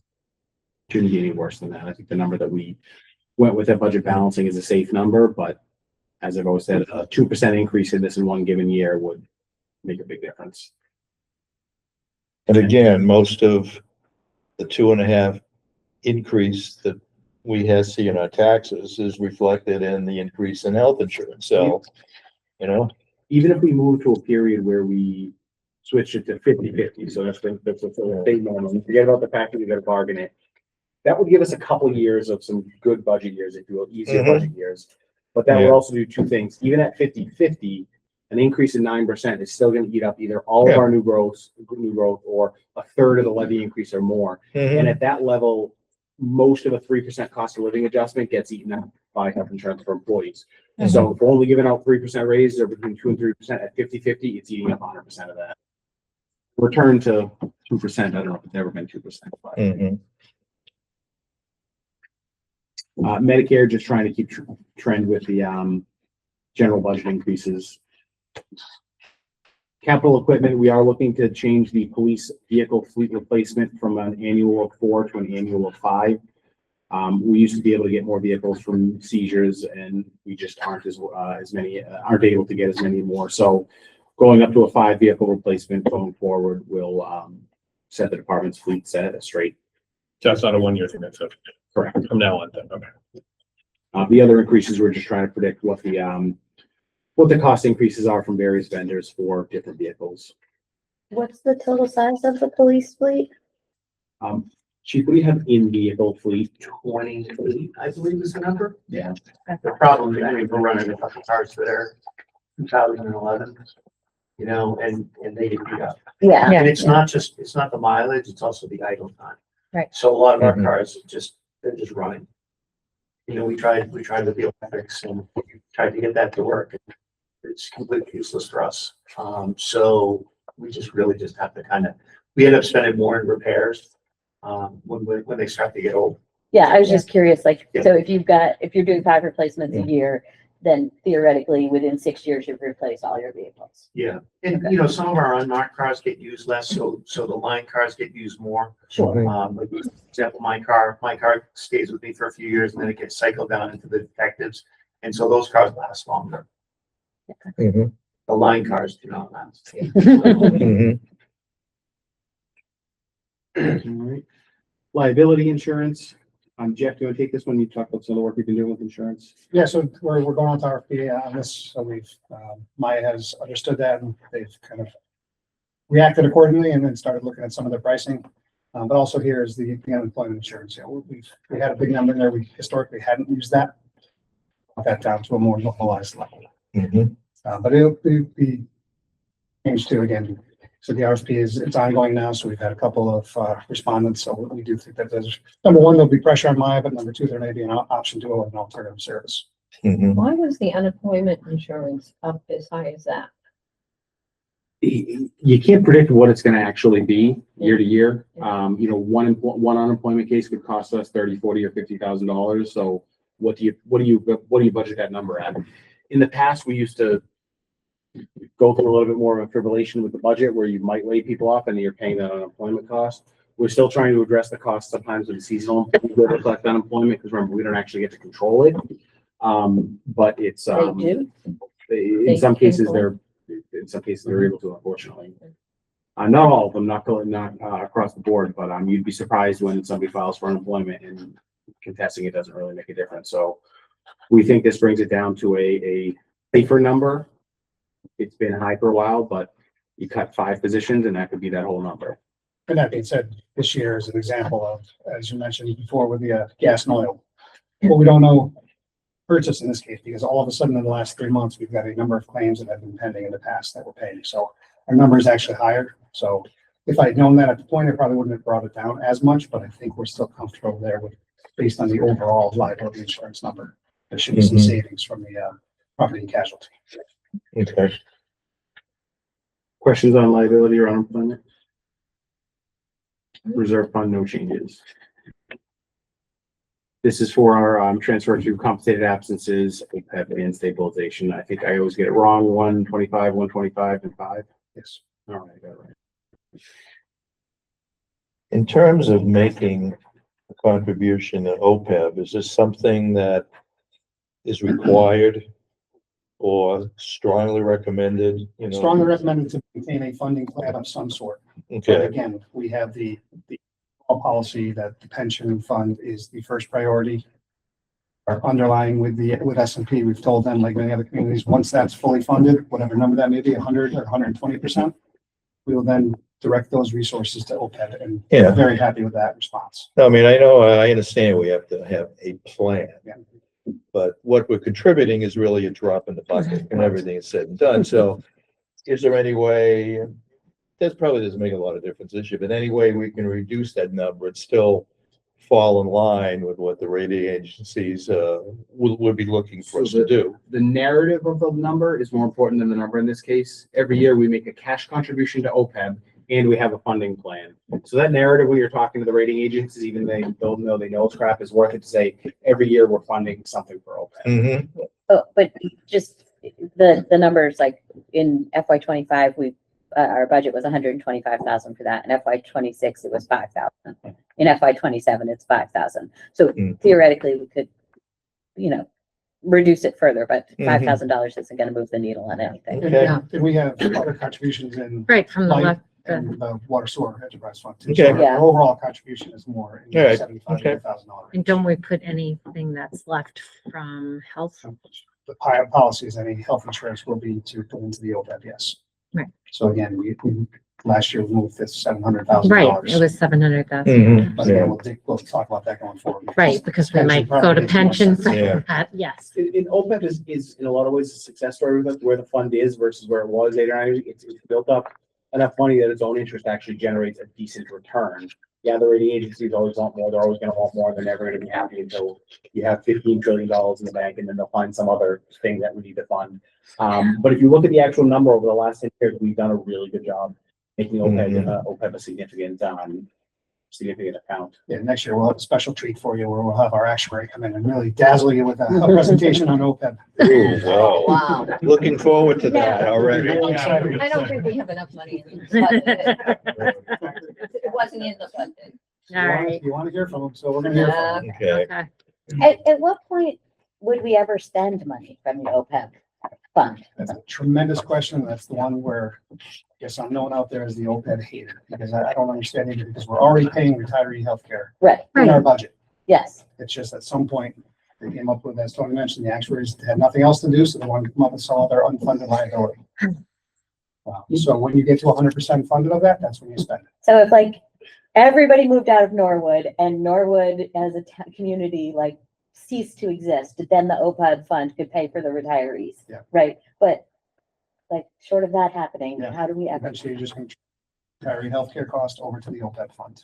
Okay, In theory, once it's generating enough money to cover that cost. Which will be. All right, 200 years from now. Maybe it'll It's a happen. massive liability. Yeah. All right, And that concludes general government plus our fixed costs, which is the term I like to use for shared costs. What questions can I answer for anyone? What questions can Jeff answer? What questions can any of the department heads here answer? who would like to go first? Joanne? When we go to town meeting, and I know that people are looking at this book, I would like to put in a request that we keep the section that has line by line. Because people do want. We are, we are. I didn't know whether it was gonna be changed. No. So I'm No, just- no. Not this year. Not this year.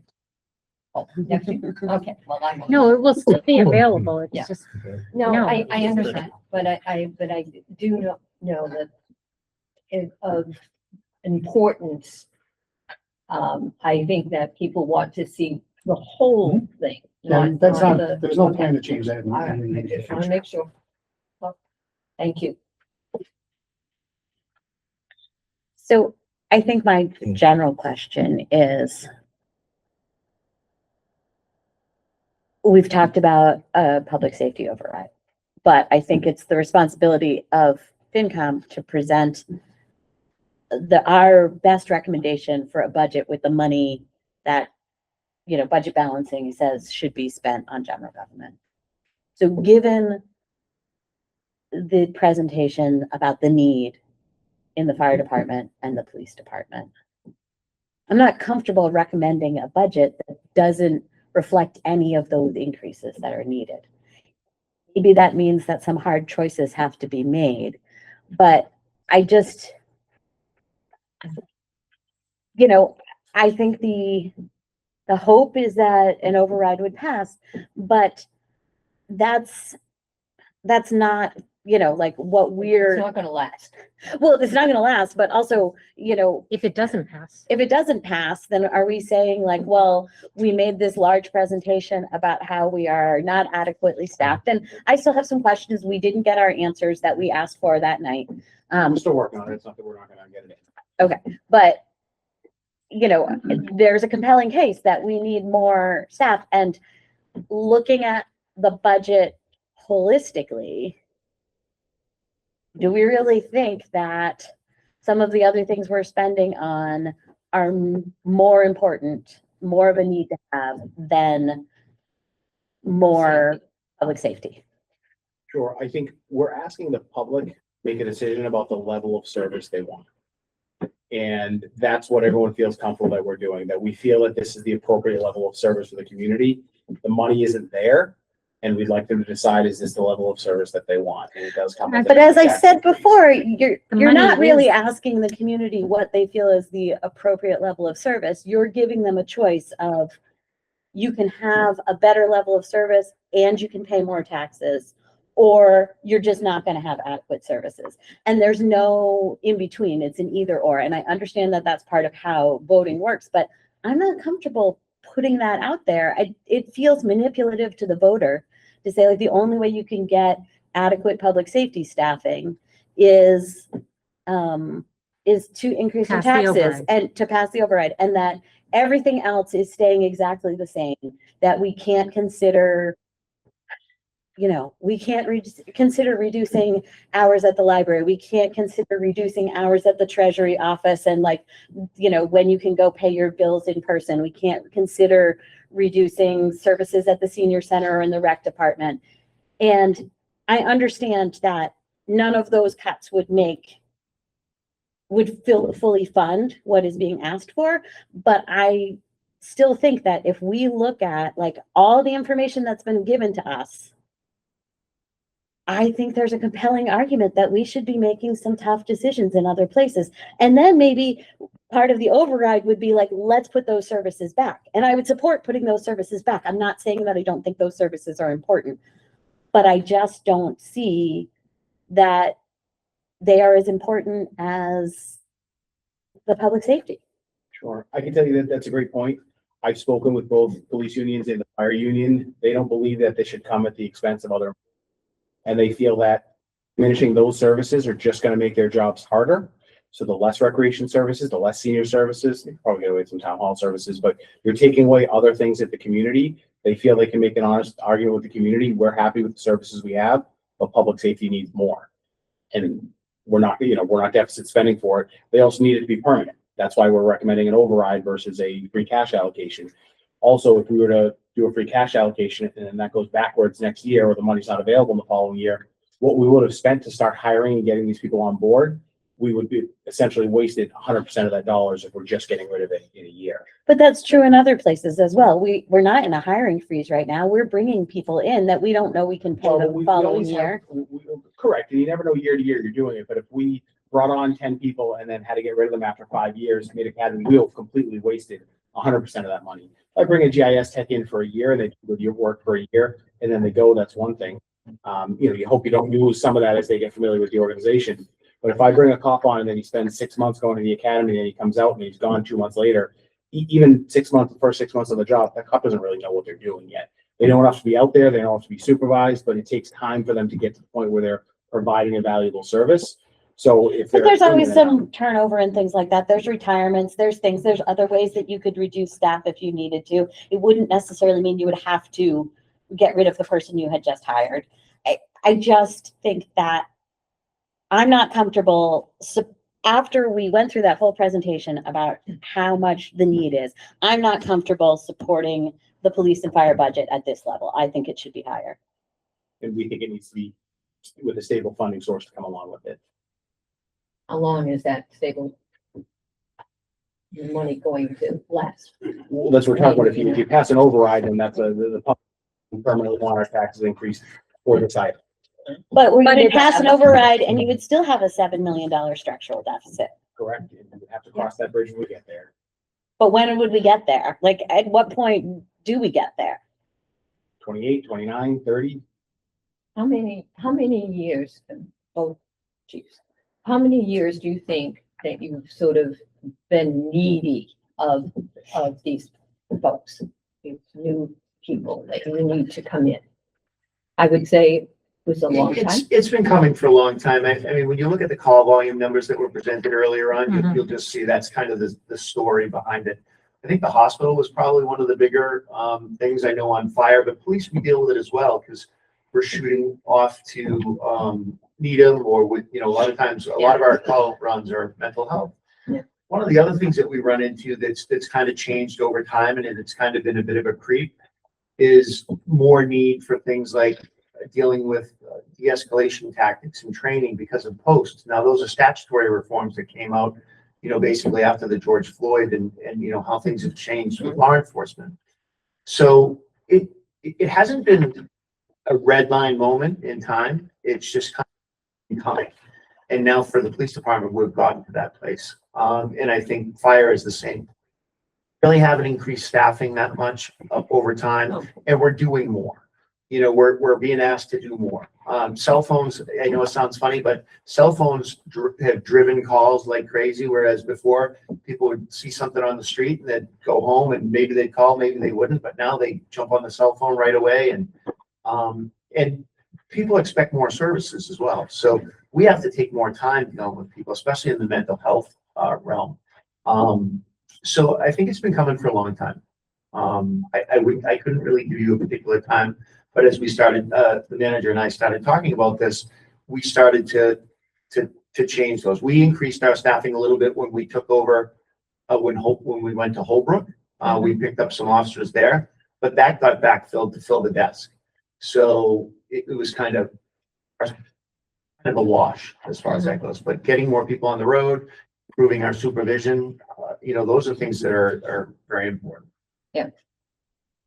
I would agree. Our staffing has been the same for 40+ years. Really hasn't changed. Our call volume has changed dramatically, and especially since COVID. So as the chief mentioned, the hospital being out puts an extra strain on it. Our ambulance calls have increased twofold than what they were. It just, we have a lot to cover here, and just in. I know that when Alan and I both started on the finance commission, several years ago. Yeah. You know, there was a feeling that, we actually asked, police and the fire department, because we hadn't had an override and we were running out of money, right? Mhm. And, you know, for you folks to, you know, no more hiring and all that. And that lasted for years. So that I think that you have finally gotten to the point where you can't do this anymore. This is the impression that I am getting. And I would hate to see you not get. There was a reduction in the size of the departments where we There you go. let people retire, and Yeah. we went down on our number count. And, you know, we were able to claw back some of those people over the years. I mean, that was, God, I don't even remember how long ago that was, a long time. Yeah, you know. So in any case, we were able to, on the police side, pick up a couple of officers in order to meet what the need was at the time. Mhm. But, you know, things have changed, and, you know, we see and more density drives more calls. I mean, one of these items that I sent over to the manager was a list of towns and call volume, and you know, it had 460 arrests last year, and compared to some of the comparative towns, Burlington was 455, Natick was 225, Randolph was 368, Stoughton was 290, Watertown was 202, and Braintree was 431. Now, Braintree had 91 police officers. They arrested less people last year than we did, with, our 65 police officers. So it just kind of lays out what we have going on here. We're a little bit of like an urban hub in this area, and the fire chief will tell you it's the same. The fire department has the same issues that we do. You can't compare us to Westwood or Walpole. It just doesn't work. We're more compared to, and even Stoughton. Stoughton is a good, and Randolph are both good comps, but they're both less dense and they both have more police officers. Randolph has 72 and Stoughton has 71 officers, and we're running with 65, and we're arresting more people. And I don't say that as a good thing, but we're just busier. It's just the way it is. So we are in need, and I think it is probably something that really does have to happen at this point. I guess one of the questions to follow up on this is, the proposal is to put forward a public safety. I'm just following up on what Maya said, put forward a public safety override. That's the choice of services you're giving to the town. You're not giving them a choice on any other services at this point of value. So if it doesn't pass, then from how you answered that, is that the answer is that the town doesn't, I mean, you don't want that to be the answer. Obviously, I don't want that to be the answer, but would that be your answer, that the town doesn't, like, we're not going to increase public safety because that's how the ballot question went, or? I would agree. I mean, we don't have the resources to do it. We may try to do it year after year after year, but if you look at 13 positions on the fire side and 5 on the police side, with the flexibility of trying to do it year by year, I mean, we're looking at, by the time we might get there, let's say we can squeeze in 1 position a year, we'll be there in 20 years. But you're saying we don't have the resources to do it. The reality is we're using $7.4 million, I don't want to have it anymore, to handle a structural deficit. We still have a free cash balance. So there are resources. It's not the ideal resources. Make no mistake about it. And I understand what you're saying about bringing people on. This is a hard thing to educate people why. It's hard for us to understand, and we live in this quite a bit, okay? And we're looking at a 2-month time to educate everyone. We do have resources. It's not the ideal resources we can say we don't want to fund operating expenses with free cash, but we are. And So we have been that's, for years. and we But have can I been. make a caveat where it's a little different? We shouldn't be deficit spending to add I positions. And think there is a understand difference that. there. We've all done it. We've gotten there, but if we ever do another large override, I think that's what we need to put in there instead of 5 positions or 2 positions. We shouldn't deficit spend to add positions, because when you're deficit spending just to get through, just to Mhm. provide more or less the same services that you had, we have to do that because we can't go backwards. So you want to minimize that amount, so that way we're spending a minimum amount, so that way we can get through.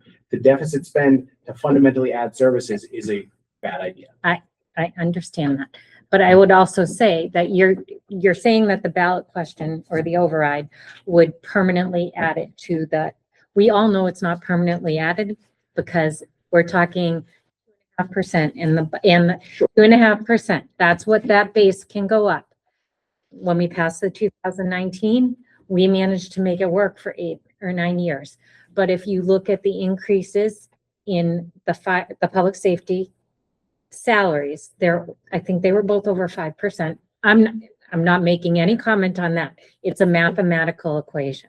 2.5 versus 5 doesn't work. It's not a permanent increase. We'd have to go back in the future as well. So I guess you're choosing one service. I think I'm a little bit concerned about that. I know we need it. And if we had to use free cash for 1 year to do it, and I understand what you said, but then you're putting out in 28 or 29 when this is the game we've been playing. Let's all be honest. We've all been sitting here with this, right? By accepting a structural deficit because we've been fortunate to have a free cash balance. It's a hard decision. I don't know what the right decision is, but I think it's. I was just gonna ask, so Jeff, have we done a 5-year projection of if we our level services budget and the amount of free cash we're using, go forward 5 years, you have a projection of what that looks like? What point do we run out of free cash? And then if we, Yeah, we did that for budget balance. It's probably the next year. If we're using 7.5 this year, if we use 7.5 next year, you're out. okay, It's 2 so, years, yes. so if we do not, if we added nothing, you're looking for an override for fiscal 28, 29. Right? Okay, and then if you did public safety on free cash, does that move that back any? Like that moves it to 28, or is it still? Depends on the free cash we get next year. right? Correct. It all Yeah. depends on what we generate, but I would say that that's gonna be a 28, like Tony said, you're gonna bring people on in 1 year and then it may not go through and then. I'm looking at, that does make any sense to say, okay, we want to do free cash for 1 year and then have one override as opposed to, Strategically, 1 year it's a bad apart. idea. but I understand your idea of we have level services and then you want to make a change, you should have an explicit vote to, yes, we would like to make this change. I understand that. We know If we're that gonna makes have to sense. do it in the next year or two for other services. Well, yeah, then you've I got a think that's general where one. I'm struggling. Yeah, yeah, what you're saying is essentially, we got all this free cash, spend the free cash to cover the first year, and then we do an override for everything, all in one shot. Yeah, see, you're gonna wanna kick that second override out as far as you can. If they look throughout the state, overrides that are adding services tend to fail. That's a harder argument to make to the public. It's actually easier to make two separate arguments. One is, we don't feel we're adequately staffed. Are you okay with this spending level to get us to where we feel we can adequately protect you? The other argument is, we wanna maintain the services the community has. And unfortunately, that requires a large tax increase to maintain, otherwise we will lose A, B, and C. When you try to combine those arguments in a single year, you're then sitting down with the Build a Road person saying, it's really important that we maintain our services, and here's the things that we want to add as well.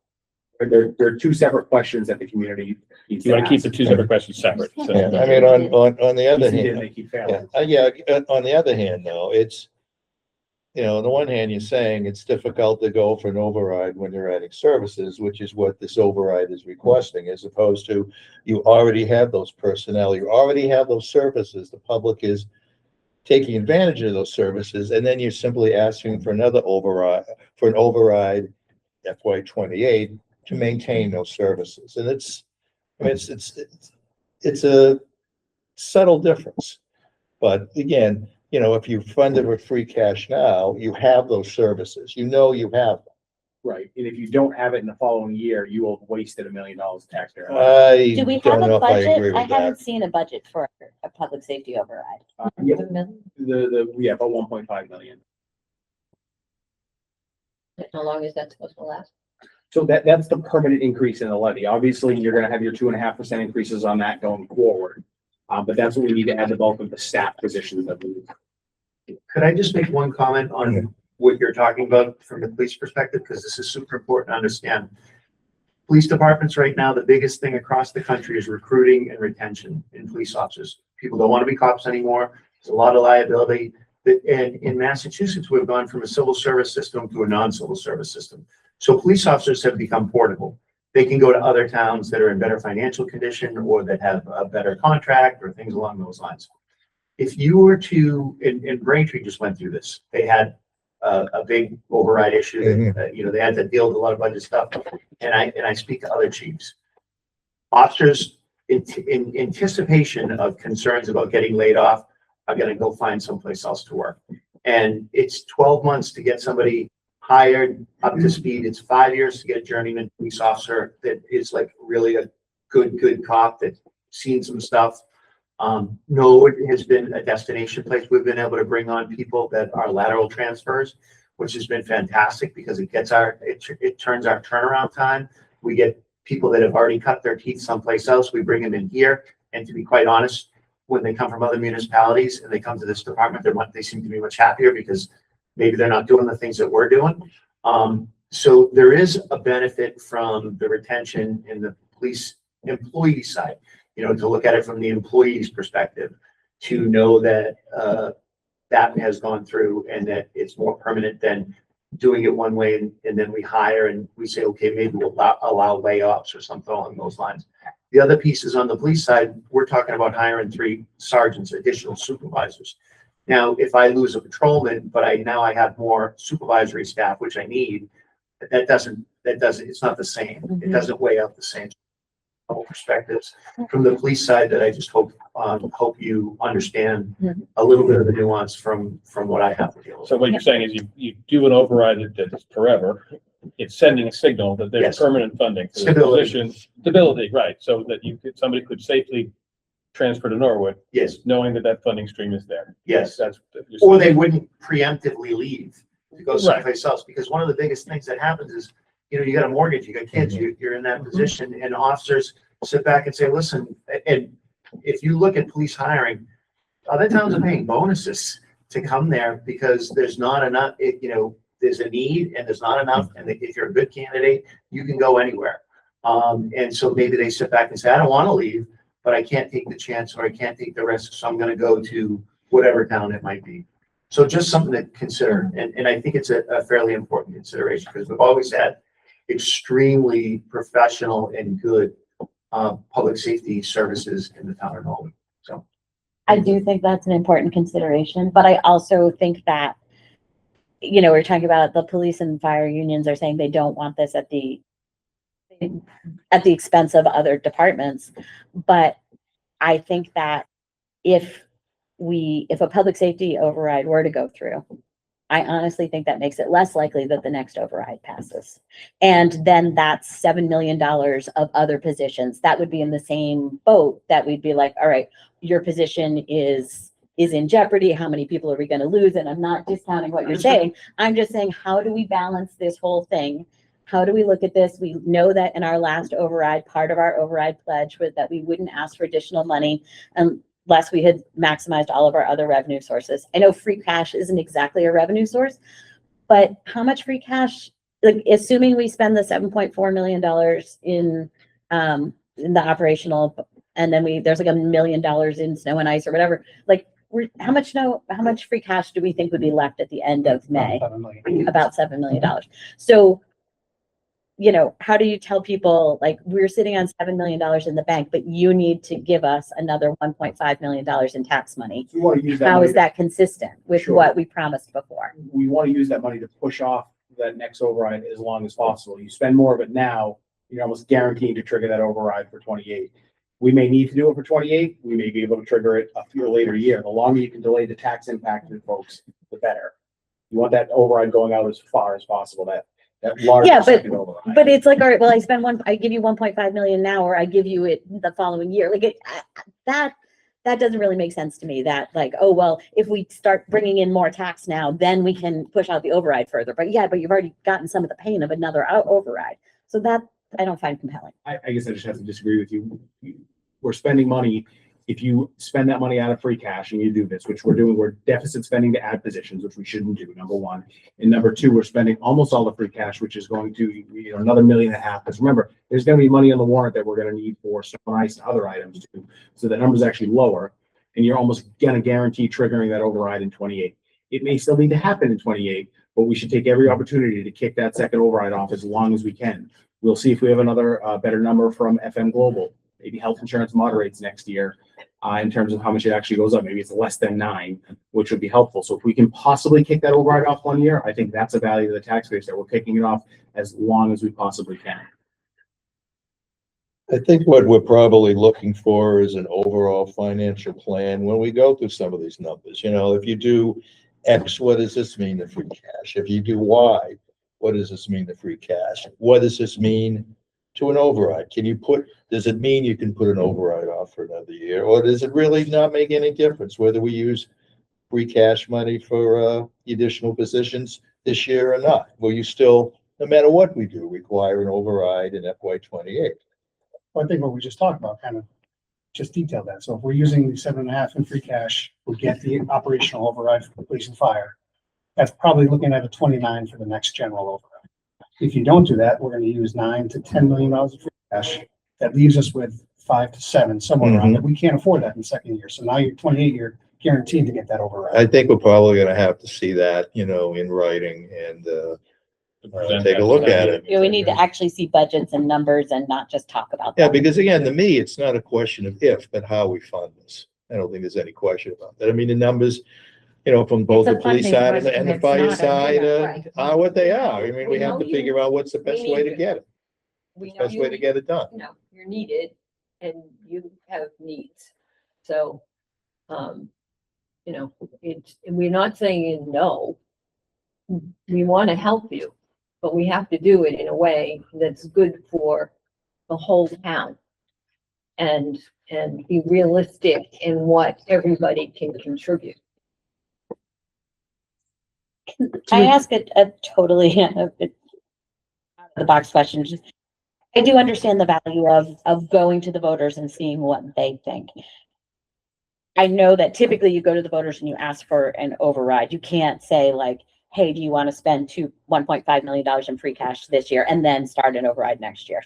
But is there ever a time that it's appropriate to like, I know we've done like non-binding resolutions before and we've asked voters things about holidays or random things like that, right? That Things of Bring that one back vacations, up. yes. right. Well, just as like I've seen referendums go to the voters is what I'm thinking. And like, is there a way to say like, do you want to spend this amount of free cash? Do you want to increase our police and fire? Do you, without necessarily saying, do you want to increase your tax bill right now?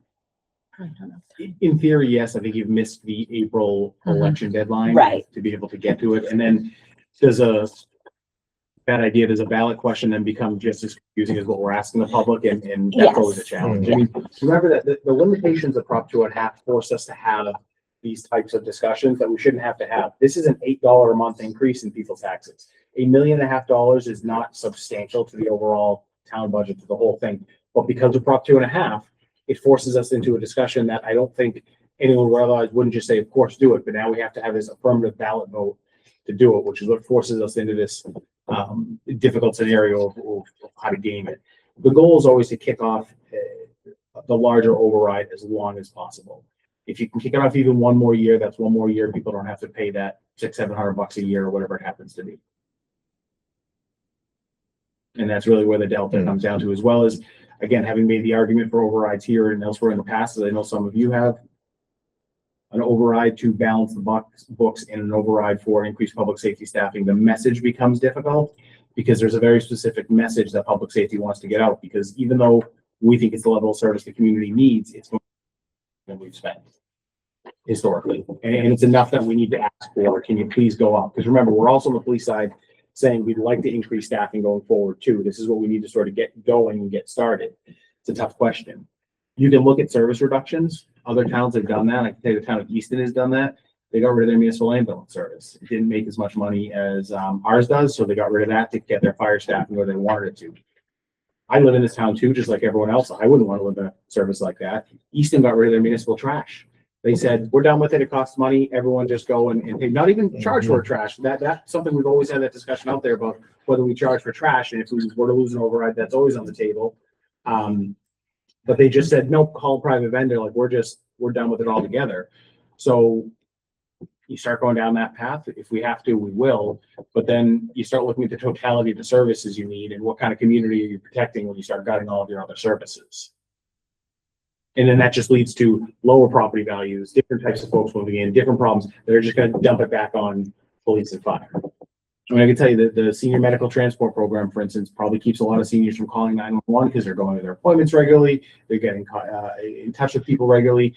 The senior center calls these seniors, type of a place that probably has 40 phones. They're on the phone all day long with senior centers. We can reduce those services, right? And then it's, no, I'm just calling the ambulance.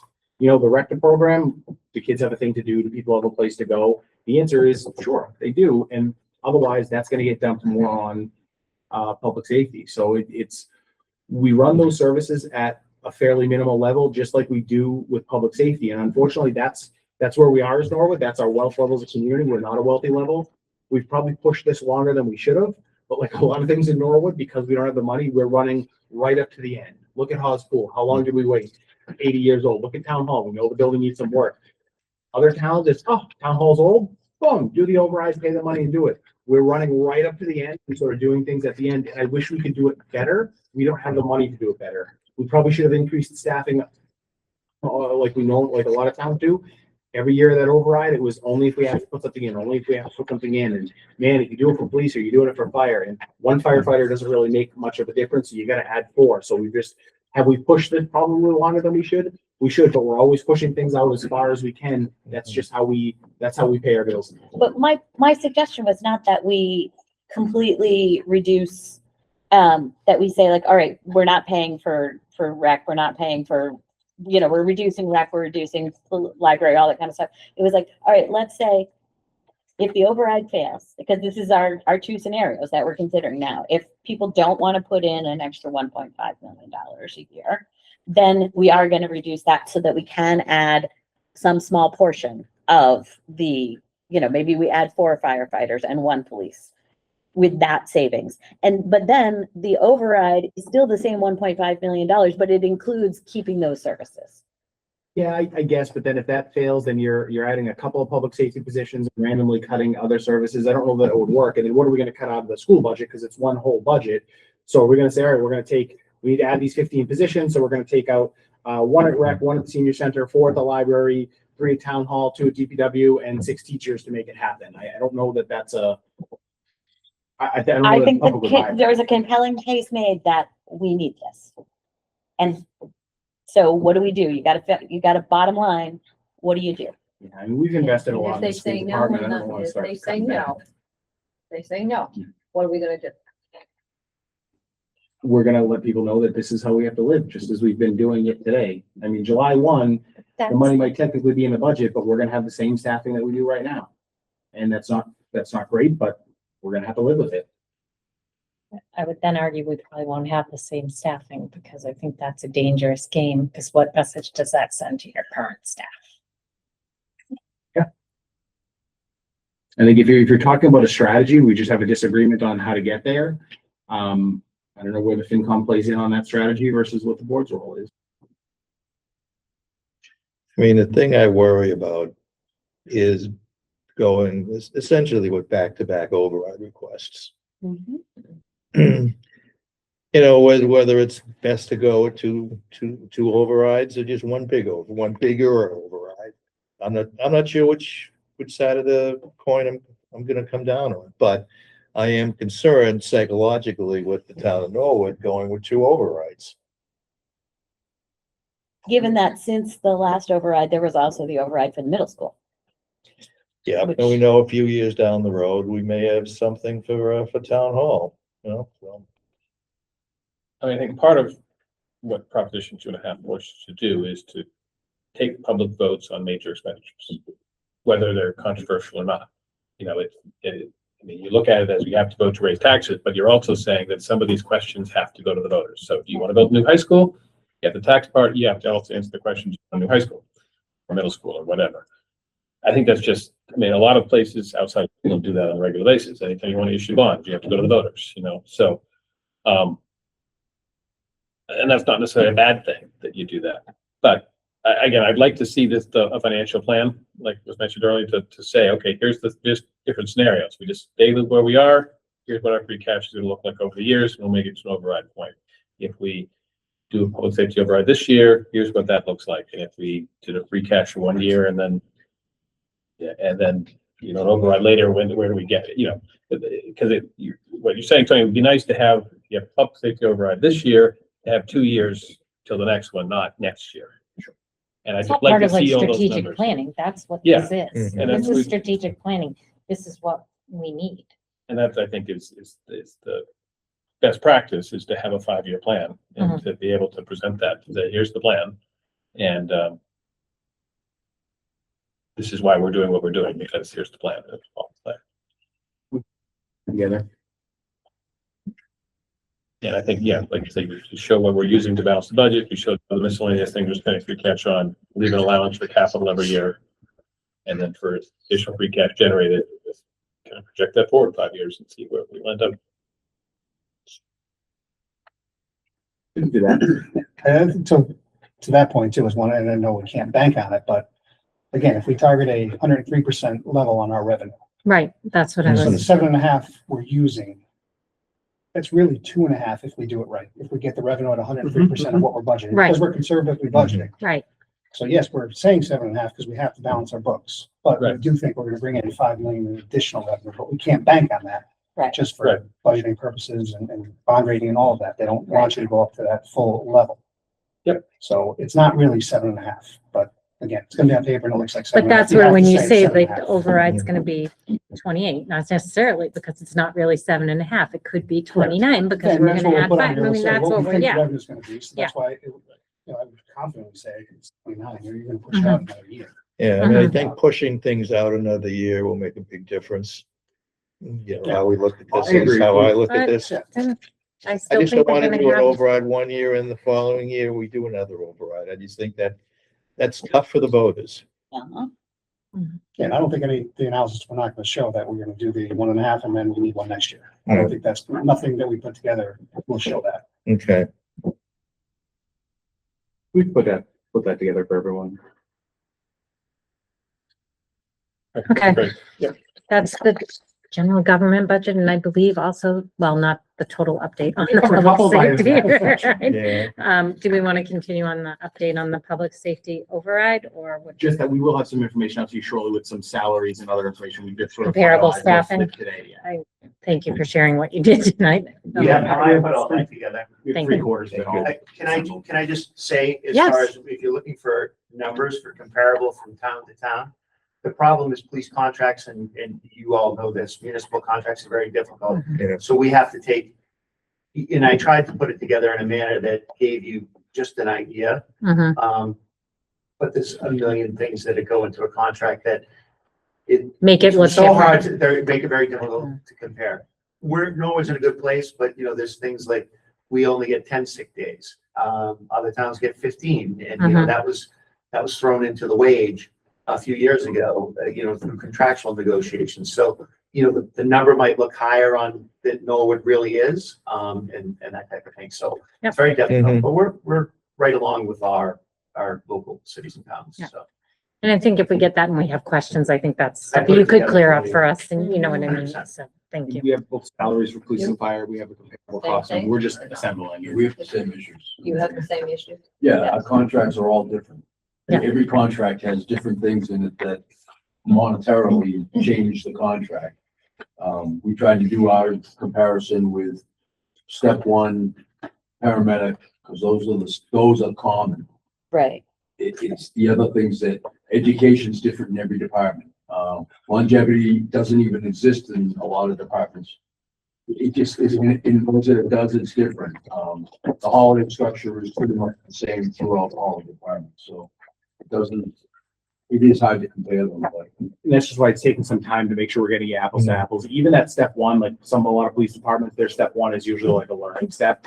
So you'll start at $72,000 step one, step two is $80,000, and that's where their scale really goes up, but that training year is a lot lower. So it's just making sure you're actually comparing apples to apples takes some time to really tease out all the hidden stuff. And one great example, Braintree's midnight shift differential is 11%. Well, ours is 6 in Norwood, which is a lot more normal, but Norwood officer and a Braintree officer working Norwood, one was making 5% more than the other one. That's substantial. So it just takes time to tease through and make sure we're getting actual numbers. And to the chief's point, paramedic stipends, some towns may pay $80,000 for a paramedic, other towns pay $60,000 plus a $18,000 stipend to be a paramedic. And it's very frustrating when you ask two similar towns for the same, what do they pay a firefighter? One comes in at 60 and one comes in at 85. It's like, they're not both the actual numbers. Right. I mean, It just it was takes the time, same that's thing all. looking at school departments. We saw the same. Right. Mhm. Even when we go into negotiations, it becomes difficult because we try and compare out the other towns Right. to say, we want to be at the 80th percentile or 70th percentile. And just trying to figure it out. There's so many, one officer might get this, another officer, it's very difficult. Mhm. But I have something for you. Thank you. Okay, good, thank you. All right. So I think we are done with general government and the update on, go ahead. Yeah, one question, just on the revenue side, the sheet that we had in our packet here. Jeff, there's 2 comments on the revenue, payment in lieu of taxes. It says further review of agreements prior to finalized budget. Right now, there's no changes to the revenue side from what has been presented. Okay, so you've done whatever review you're gonna do. Okay, all right. And the other one was, the Medicare reimbursement you're discussing with school department. We have 350 here. Is that the number we're settling on, or? To leave that, coming out of budget balance, that's what we decided, that we're gonna leave that as. So that's what we anticipate on the warrant article, is 350. That's different, sorry. So that's the amount we're gonna spend Sorry. is 350. That's the revenue that's gonna come in. Right, but how much is the free cash appropriation gonna be for the? I believe it's gonna be 350. 350, okay, Yeah. those two are gonna match, yeah, okay. Gotcha.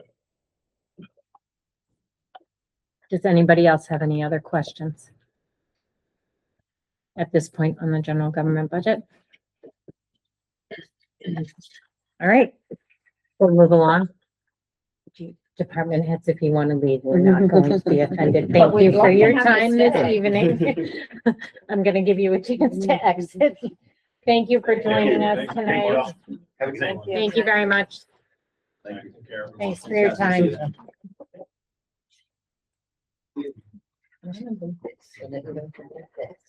Okay. A couple of years ago in Foxborough, they went through a budget review and they said, okay, we're set, you guys can go, we're just gonna take care of some paperwork, and then they went out and got stuff. We're not doing that. I know, it's just- this story's always in the back of my mind. It used to happen to us with capital. We were a DPW director decided to stay for a full capital meeting because, you know, we didn't get in the truck because they cut everything else. Not like that. All right, Well, that was some kind of my thinking is that, you know, we've been spending quite a bit of money on our Current policy. Oh, yeah, I think that we're, What is oh, this is the current. That's the current, yeah. Capital outlay. capital you. outlay. Current policy. And, Oh, right. you know, I mean, doing anything we could possibly stretch out time to do trucks and things like that, and go back to what we always used to do. all right, moving along. Okay, We are on to free cash policy. Thank you very much, Jeff, for getting this prepared for us tonight. I appreciate it because we talked about this on Monday, so very great turnaround. Thank you. So we have before us the old free cash, well, we have the existing free cash policy, and we have a draft of a new one that we can talk about.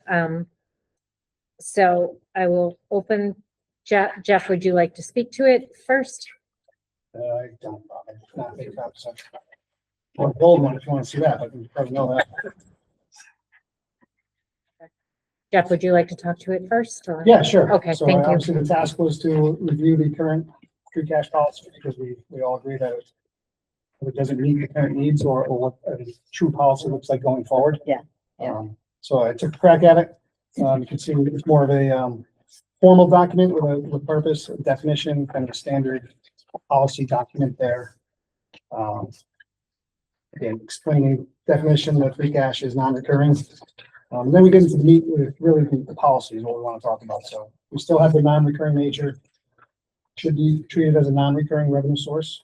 Free cash shall be appropriated for one-time purposes. Again, very similar to what we have now, one-time capital, non-recurring equipment purchases, transfer to stabilization or other reserve funds, funding long-term liabilities, pension, OPEB, and debt avoidance or debt reduction where applicable or where feasible.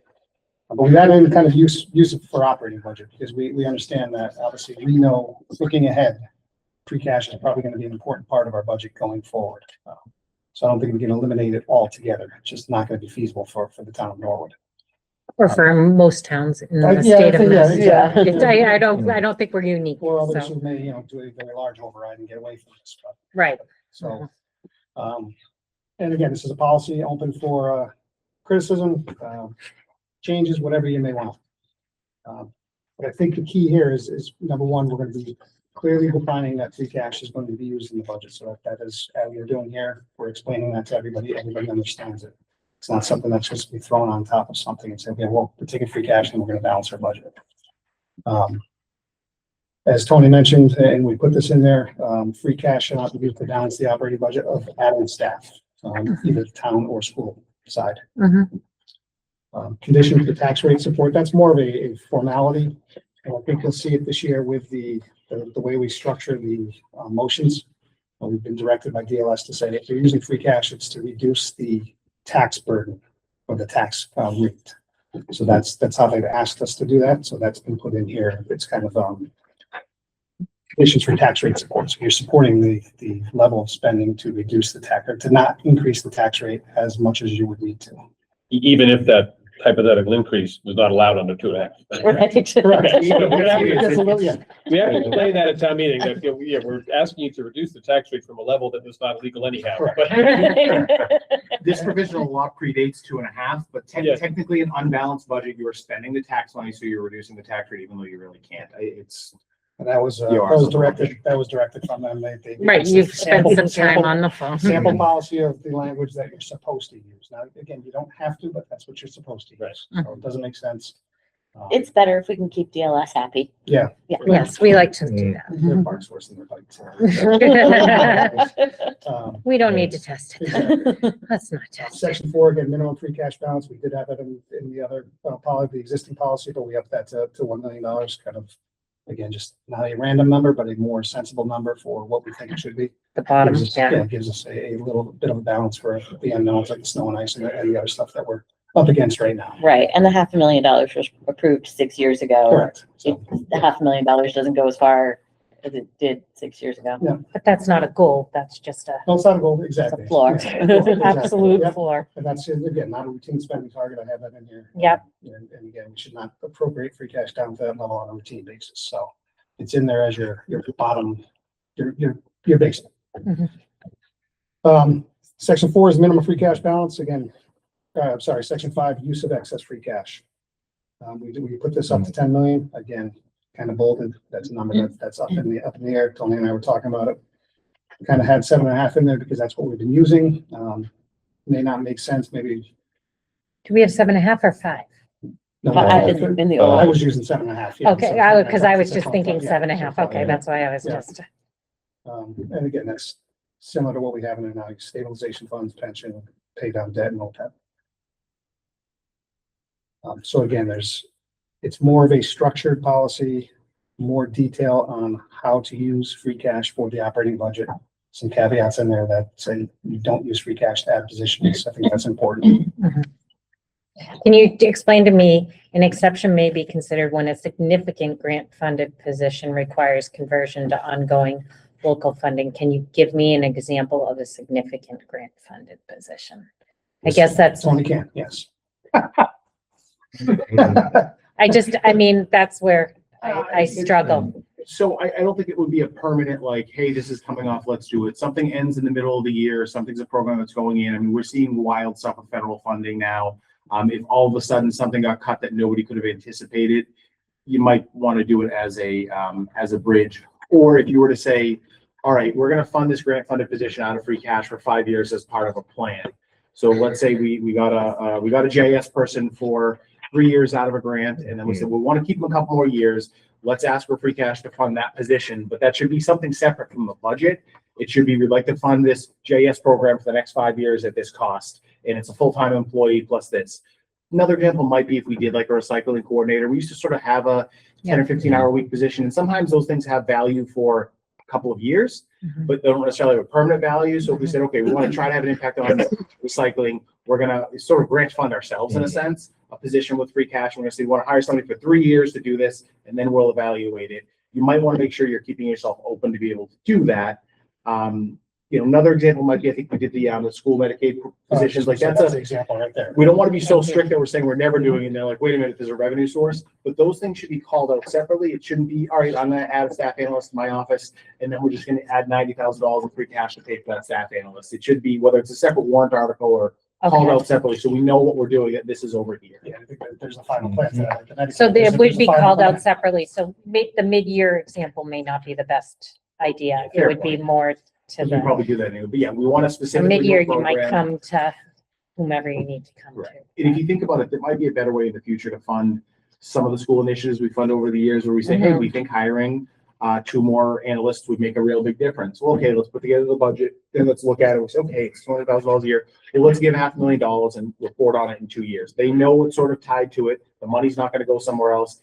Would actually let us sort of experiment. Then after 2 years, it's like, well, we had 2 extra analysts in the school department and they save $11. So the program is gone, or we just showed you they saved $1 million. Can we continue to add this, or whatever it happens? Right, Reading yeah. specialists, anything along those lines. Yeah. It's tough for us to experiment, and we can't experiment with taxpayer dollars, but let's create a mechanism where we could say, we think this investment is worth it. Treat it a little separately, monitor it and watch it. And then after a couple of years, you say, oh, we hired, We hired that executive presence coach for the town manager and it just didn't work, so. I'm gonna get rid of it. Yeah, All right. Jeff, I thank you for doing this. Yeah. I really like it. I would use the $10 million number. I think it's appropriate, particularly as time goes on, because it's not just a this year policy. Yeah. The one thing I would point out is, you have added in that we can use this budget under certain conditions, but second bullet, top of the second page, we have to have a plan. And I think that goes to what we were asking for, that 5-year projection of here's how free cash is going to go is essential. And I want to highlight that. I think it's great. Kind of, Chad, just thought to your point, should we make the number subject to 2.5% or something like that? The only reason I think is we can just look at it every 5 years, right? It's a policy, it's not a law. That $5 million number was high at the time because we had never done more than $5 million in free cash because we did 1 year. It still will be low if we'd only increased it by a couple of percentage points a year, but do we want to put an increaser in there or tie it to a percentage of the levy? I was gonna say, yeah, like what we've done for like our debt ceiling, our debt service ceiling is a percentage of the overall operating budget, the non-utility operating budget, I think. So maybe Yeah. it makes Just be sense curious to to see that like way it's gonna index it to something, Yeah. yeah. I'd rather see it indexed, Jeff. Yeah, you could do that. That's a more appropriate policy, I think, too. I mean, I like the idea of basically explicitly saying we're going to review it every 2 years. That's a good idea. But thank you so much for doing this. I think this is, it Especially kind now. of resolves some of the question of like, so where is what's our justification? Why are we like, what's our reasoning that this is okay? And, in the past, there have been times that are like, well, this is like a weird thing, like COVID hit and like nobody could fund and like, okay, that I think was a justifiable reason and stuff like that. But then it's gotten a little, I think. Put the check in the box this year, sort of the X. Yeah, it would be really nice. Yeah.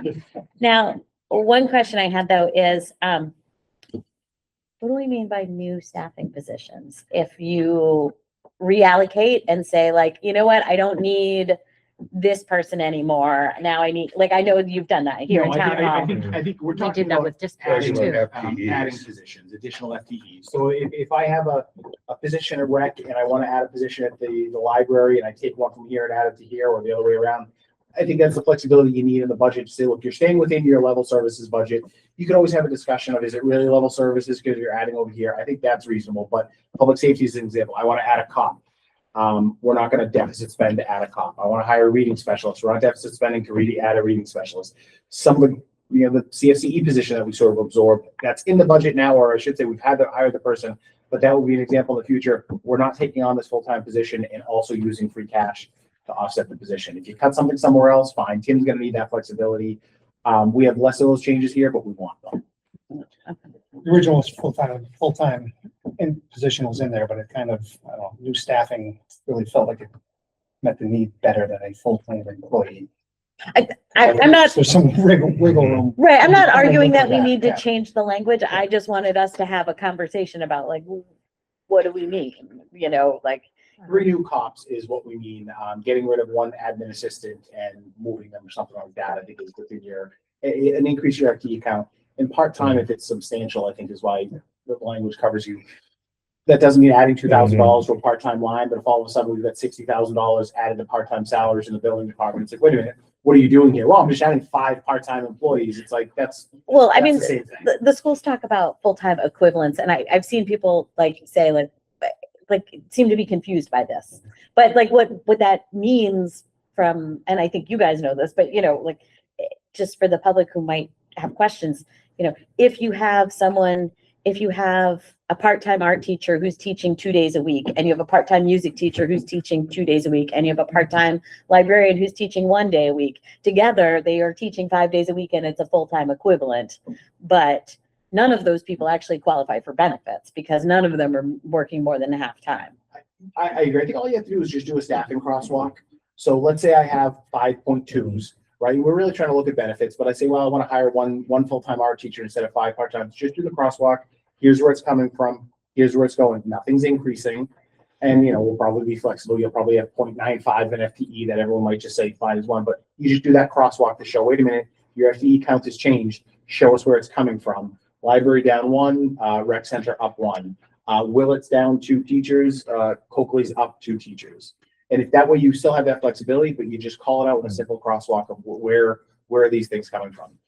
I want to be clear, I don't think unless we are making a separate decision, grant funded positions losing their grant and going into the budget is necessarily the same. You gotta call that out as we're adding staff. Yeah. Unless there's something separate where we want to treat it. So it's not, nope, I've just taken grant funded positions and made them regular funds positions. It's, we're even, we're not even. Right. I Right. mean, this, I think will be tricky. If we were to adopt it this way, this would be very tricky on the school side with special education. And there are times that, the schools are doing what they can to reduce out of district expenses. But sometimes that means you have to add a position so that you can have an in-district program. And so sometimes, that's the smart thing to do, is to hire an extra paraprofessional to keep a student in district and things like that. Sure, I think the idea would be, we should be not deficit spending to do that. If that's within the budget, that's fine. If the budget has to go up that amount, that's all there is. It's just, what are we deficit spending to do?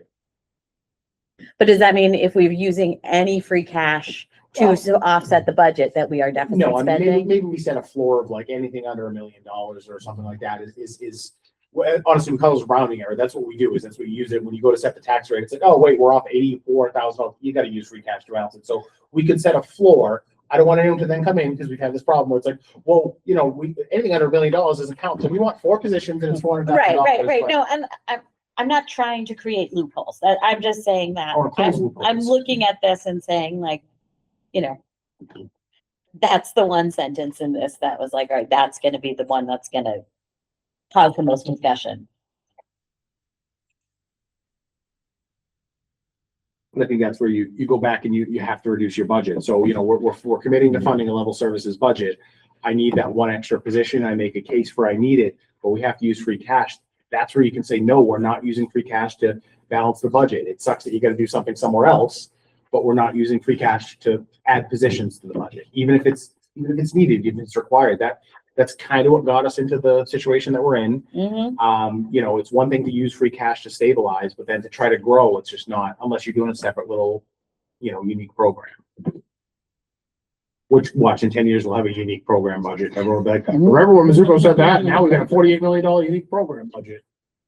That would generate revenue. Well, it definitely requires you to have a conversation, just what that's. Yeah, right.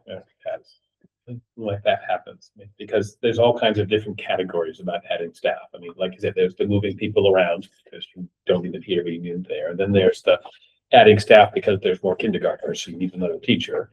And then there's adding staff because you want to add a whole new department in the school department. You want to teach Russian or something that you don't do that. So that's different from just adding one kindergarten. I mean, there's all those different nuances that you could go through, but at least you have to say, look, we have to talk about it. It's a bad idea. Yeah, it's a bad idea. Yeah. I mean, That's there's a deficit spending with free cash. And you also have to look at mandated positions also. Yeah, that's a big deal. I know with the school department. We don't want to have a situation where you have a loophole you can drive a truck through, but you also have to understand that there's certain times where they have mandated positions. So process on this moving forward. Let us make a couple of so here's the thought, couple of suggested changes we can make. If we, and by we, I mean the royal we, Jeff, get together what like a 3-year plan would look like, just like we talked about earlier, maybe then you can look at that. And if it's consistent with the policy, that way we have something to look at with it. Does that make sense? Yeah, I mean, definitely, at minimum, it needs to kind of show that how the free cash balance is moving around. This year we have this much, we're spending this to do this, this, and this. Next year, we're going to generate this much more free cash. Now we have this balance, and we're spending this, just kind of 3-5 years. But Yeah, I think if we do that analysis, but combine it with an updated policy, say, okay, does this actually make sense? Or are we doing an analysis that we're all going to agree to that already has no sense, isn't based in the policy? Yeah. Trying to Yes. pass? Yeah, as exactly. I'd like to have the check mark to say, yes, we need the policy in this year's budget. Well, I also think it's gonna be super important to have had that conversation prior to any sort of override going to voters. Well, absolutely, and before this town meeting, yes. Well, because Where we're using. an override budget will be going to town meeting, right? Yeah, I mean, it'll come through as a supplementary appropriation. It's a little bit simpler than what we did before because it's police salaries and fire salaries, so it's not as complicated as the last time. But it'll be roughly the same process. We'll get through the regular budget article, and then I think the next one is to approve $1.5 million in X salaries contingent on a Prop 2 and override, et cetera, et cetera. Just salaries? There's no costs that So go the, with? the operating costs are gonna be a separate article for the equipment. And that's a little weird because it would be contingent on the override passing, but usually you don't do a contingent free cash appropriation. It's just to fund the equipment, but it would be contingent on the override passing. But wouldn't there be an ongoing cost of, for additional, of how many, 18 additional people? Or something, whatever it is, like, don't we mean need in to figure out how we're gonna, yeah, and all that kind of stuff, So- like, if, Firefighter turnout gear is, we're gonna need to replace all of our turnout gear soon. It sort of gets replaced as a set every 5 to 7 years. We're probably looking at replacing it soon. We're waiting to see if there's PFAS-free gear coming out. That initial appropriation will equip these new 5 police officers on the police side. The budget can handle equipping them year to year. I think the chief's made some adjustments, based on cost, but we're not bringing on 5 new officers every year. It's just our regular churn, which we can usually handle. Because even out of those 5 new officers, you're probably only gonna get a half of one leaving a year if you have a 10% turnover rate, and we're usually lower than that. just to, you know, in the interest of saying, like, we want this to last and to be able to fund year over year, I want to make sure that we are including all the costs that are associated Yes. with additional staff. I'll take a look at the PD and fire budget and see where we, Yeah, where we are. weren't there some reductions each chief made in their budget to get the number down, which in turn may incorporate some of the things that, you know, we're talking about? It could. I mean, we should see a reduction in substitution and in holiday pay if it passes, but I want to make that cautious if it passes. Mhm. It's not what we can otherwise take. We'll take a Okay. look at it and see if we can Yeah. add something. I mean, I think when we did the override in 2019, the idea was you can't make it last forever, but we're going to design it to last for 5 years. So perhaps you should take the same approach to design Will this this to last for last for 5 5 years and say, okay, it's going to be a little bit more the first year and we'll, you know, There have to be expenses associated with employees. Yes. Like Yeah. that's, So to me, what- is what are you talking salaries, about it's by not expenses? operating expenses. Right, so we're Related separately- to adding 18 firefighters, you cannot tell me Right, 13. cost of, 13, cost of food, things like that. I mean, that, Health insurance, you know, health. Yeah, no, we've We've got, crossed out the, pension, health insurance is in there. Okay, okay, those are the big things. but there has to be, I know that's not huge, but what we We are hear when asking the for a budget goes through is it's level services, so that would make it set for the number of people right, that we we are, currently there have. is a separate warrant article for their gear. It's just that's a one-time expense to purchase their gear, and then the operating budget would cover the replacement of gear. There's the money for firefighter turnout gear, and then there's money for the additional walkers that they need. And then on the police side, it's a number to equip 5 new officers. But if we put that into the override instead, wouldn't that mean that You then can when the use that free override went up cash. by 2.5% and the police salaries went up by 5%, you might actually keep pace Carry it for a out a little while. bit longer. Yeah, I would feel really uncomfortable asking for $130,000 in turnout gear that we know we're not gonna be replacing turnout gear every year. That's fair. but if We- there was something else incidental, I mean, just think about it over All a the 5-year recurring term. costs. and see. Yeah. Yeah, Okay. recurring Okay. costs associated with that many employees, there has I to think be we- I think some. we got most of them. Like Okay. pension, healthcare, salaries, those are the. We'll big take a ones. look and see what we need to add. I mean, one of the things with the pension that we talked about is, you know, we're not adding it to the override. It's gonna go into the pension line because we don't really add it to the pension line. So that's the challenge. If we say, well, we think the cost is $70,000, we're now sort of raising taxes to kind of dump an extra 70 grand into the pension fund. It's a little complicated. Well, I mean, one thing you could do is if you had a little bit more for the first year that you're gonna spend on the override, we could use the override stabilization fund to store it. To make sure that it's sort of Let us run the numbers. I quarantined. want to say we looked at it a while ago and it was, if you try to do let's make sure there's enough 5-year in that money, you're kind of keeping money in a department budget. Could you move it to override stabilization? Sure. It might be a very small amount, but we'll run the numbers and we'll take a look at it. Could be a way to handle it. All right. Anything else on that? All right, I know the only committee liaison that had any work between Monday and now is the school committee. We met, yesterday. It's really a matter of just getting prepared for their budget hearing, which is next week. Okay, Presenting some of the same information that they've presented to us. all right, thank you. Long-term agenda. Okay, March 26th is our next meeting. It's not on the town calendar. Can we make sure we get it on the town calendar? It's not on the website calendar. Right, I don't have access to that. I'll ask, Okay, Mel. okay. So Thursday, March 26th, which is the day after the school committee public, it's the day after they vote on their school budget. So we should have all budgets to vote on that evening. We'll be reviewing the special town meeting and annual town meeting articles as well at that time. I love I mean, if you get the public safety override information, if you could send that to We will us send it. well in advance of that, it would be nice. But we will probably review it again at that point. We'll review section 1 of the budget book at that point, or at least that's on the calendar for that night. The schools are temporary, but I told them they did not need to come up there unless there was a significant change to the budget, which is how we practiced it last year. So, is there anything else on that date we should be looking at? Could we get the financial plan by that early or? Oh, yeah. Okay, Okay. put that on the agenda. Yes. 5-year is that 5-year? We'll probably have the updated free cash policy. If we're trying to. Perfect.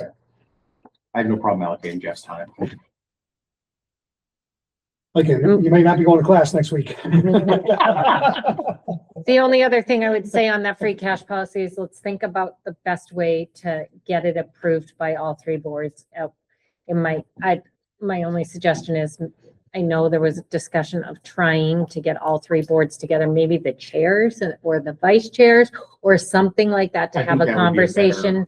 But I don't necessarily believe it needs to be every member of every board. They can send whatever representative they want, but I just think that getting at least a member of each board in a room to discuss it is probably going to be more beneficial to getting it passed as quickly as possible, whenever that is. I don't know if it, Concur wholeheartedly. okay, And I think if we send it out to other boards, we should make sure that we're sending both the previous policy and the proposed new policy.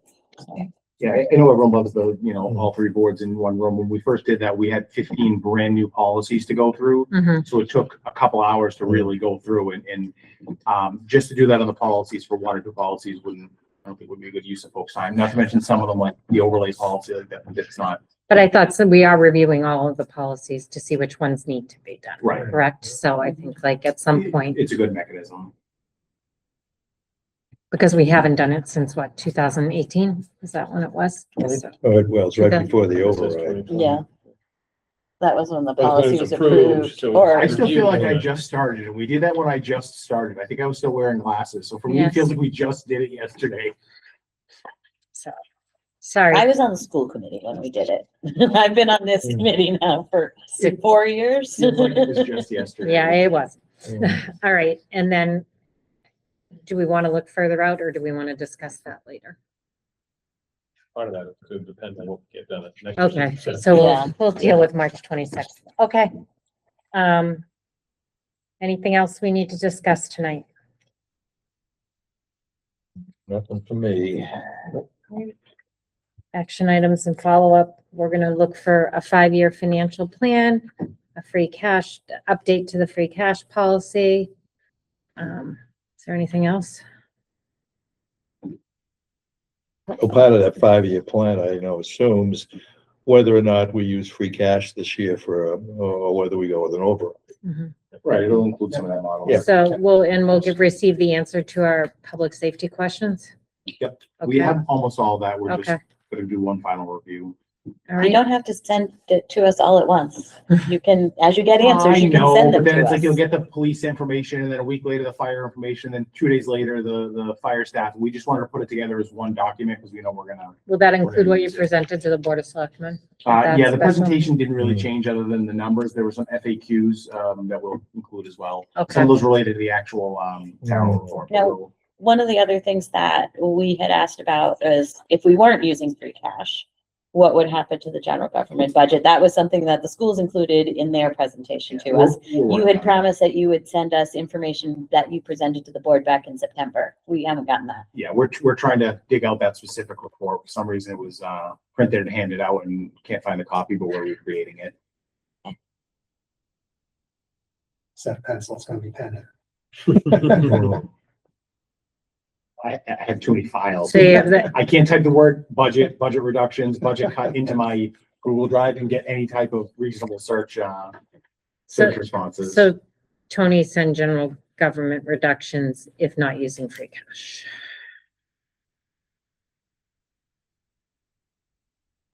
Okay.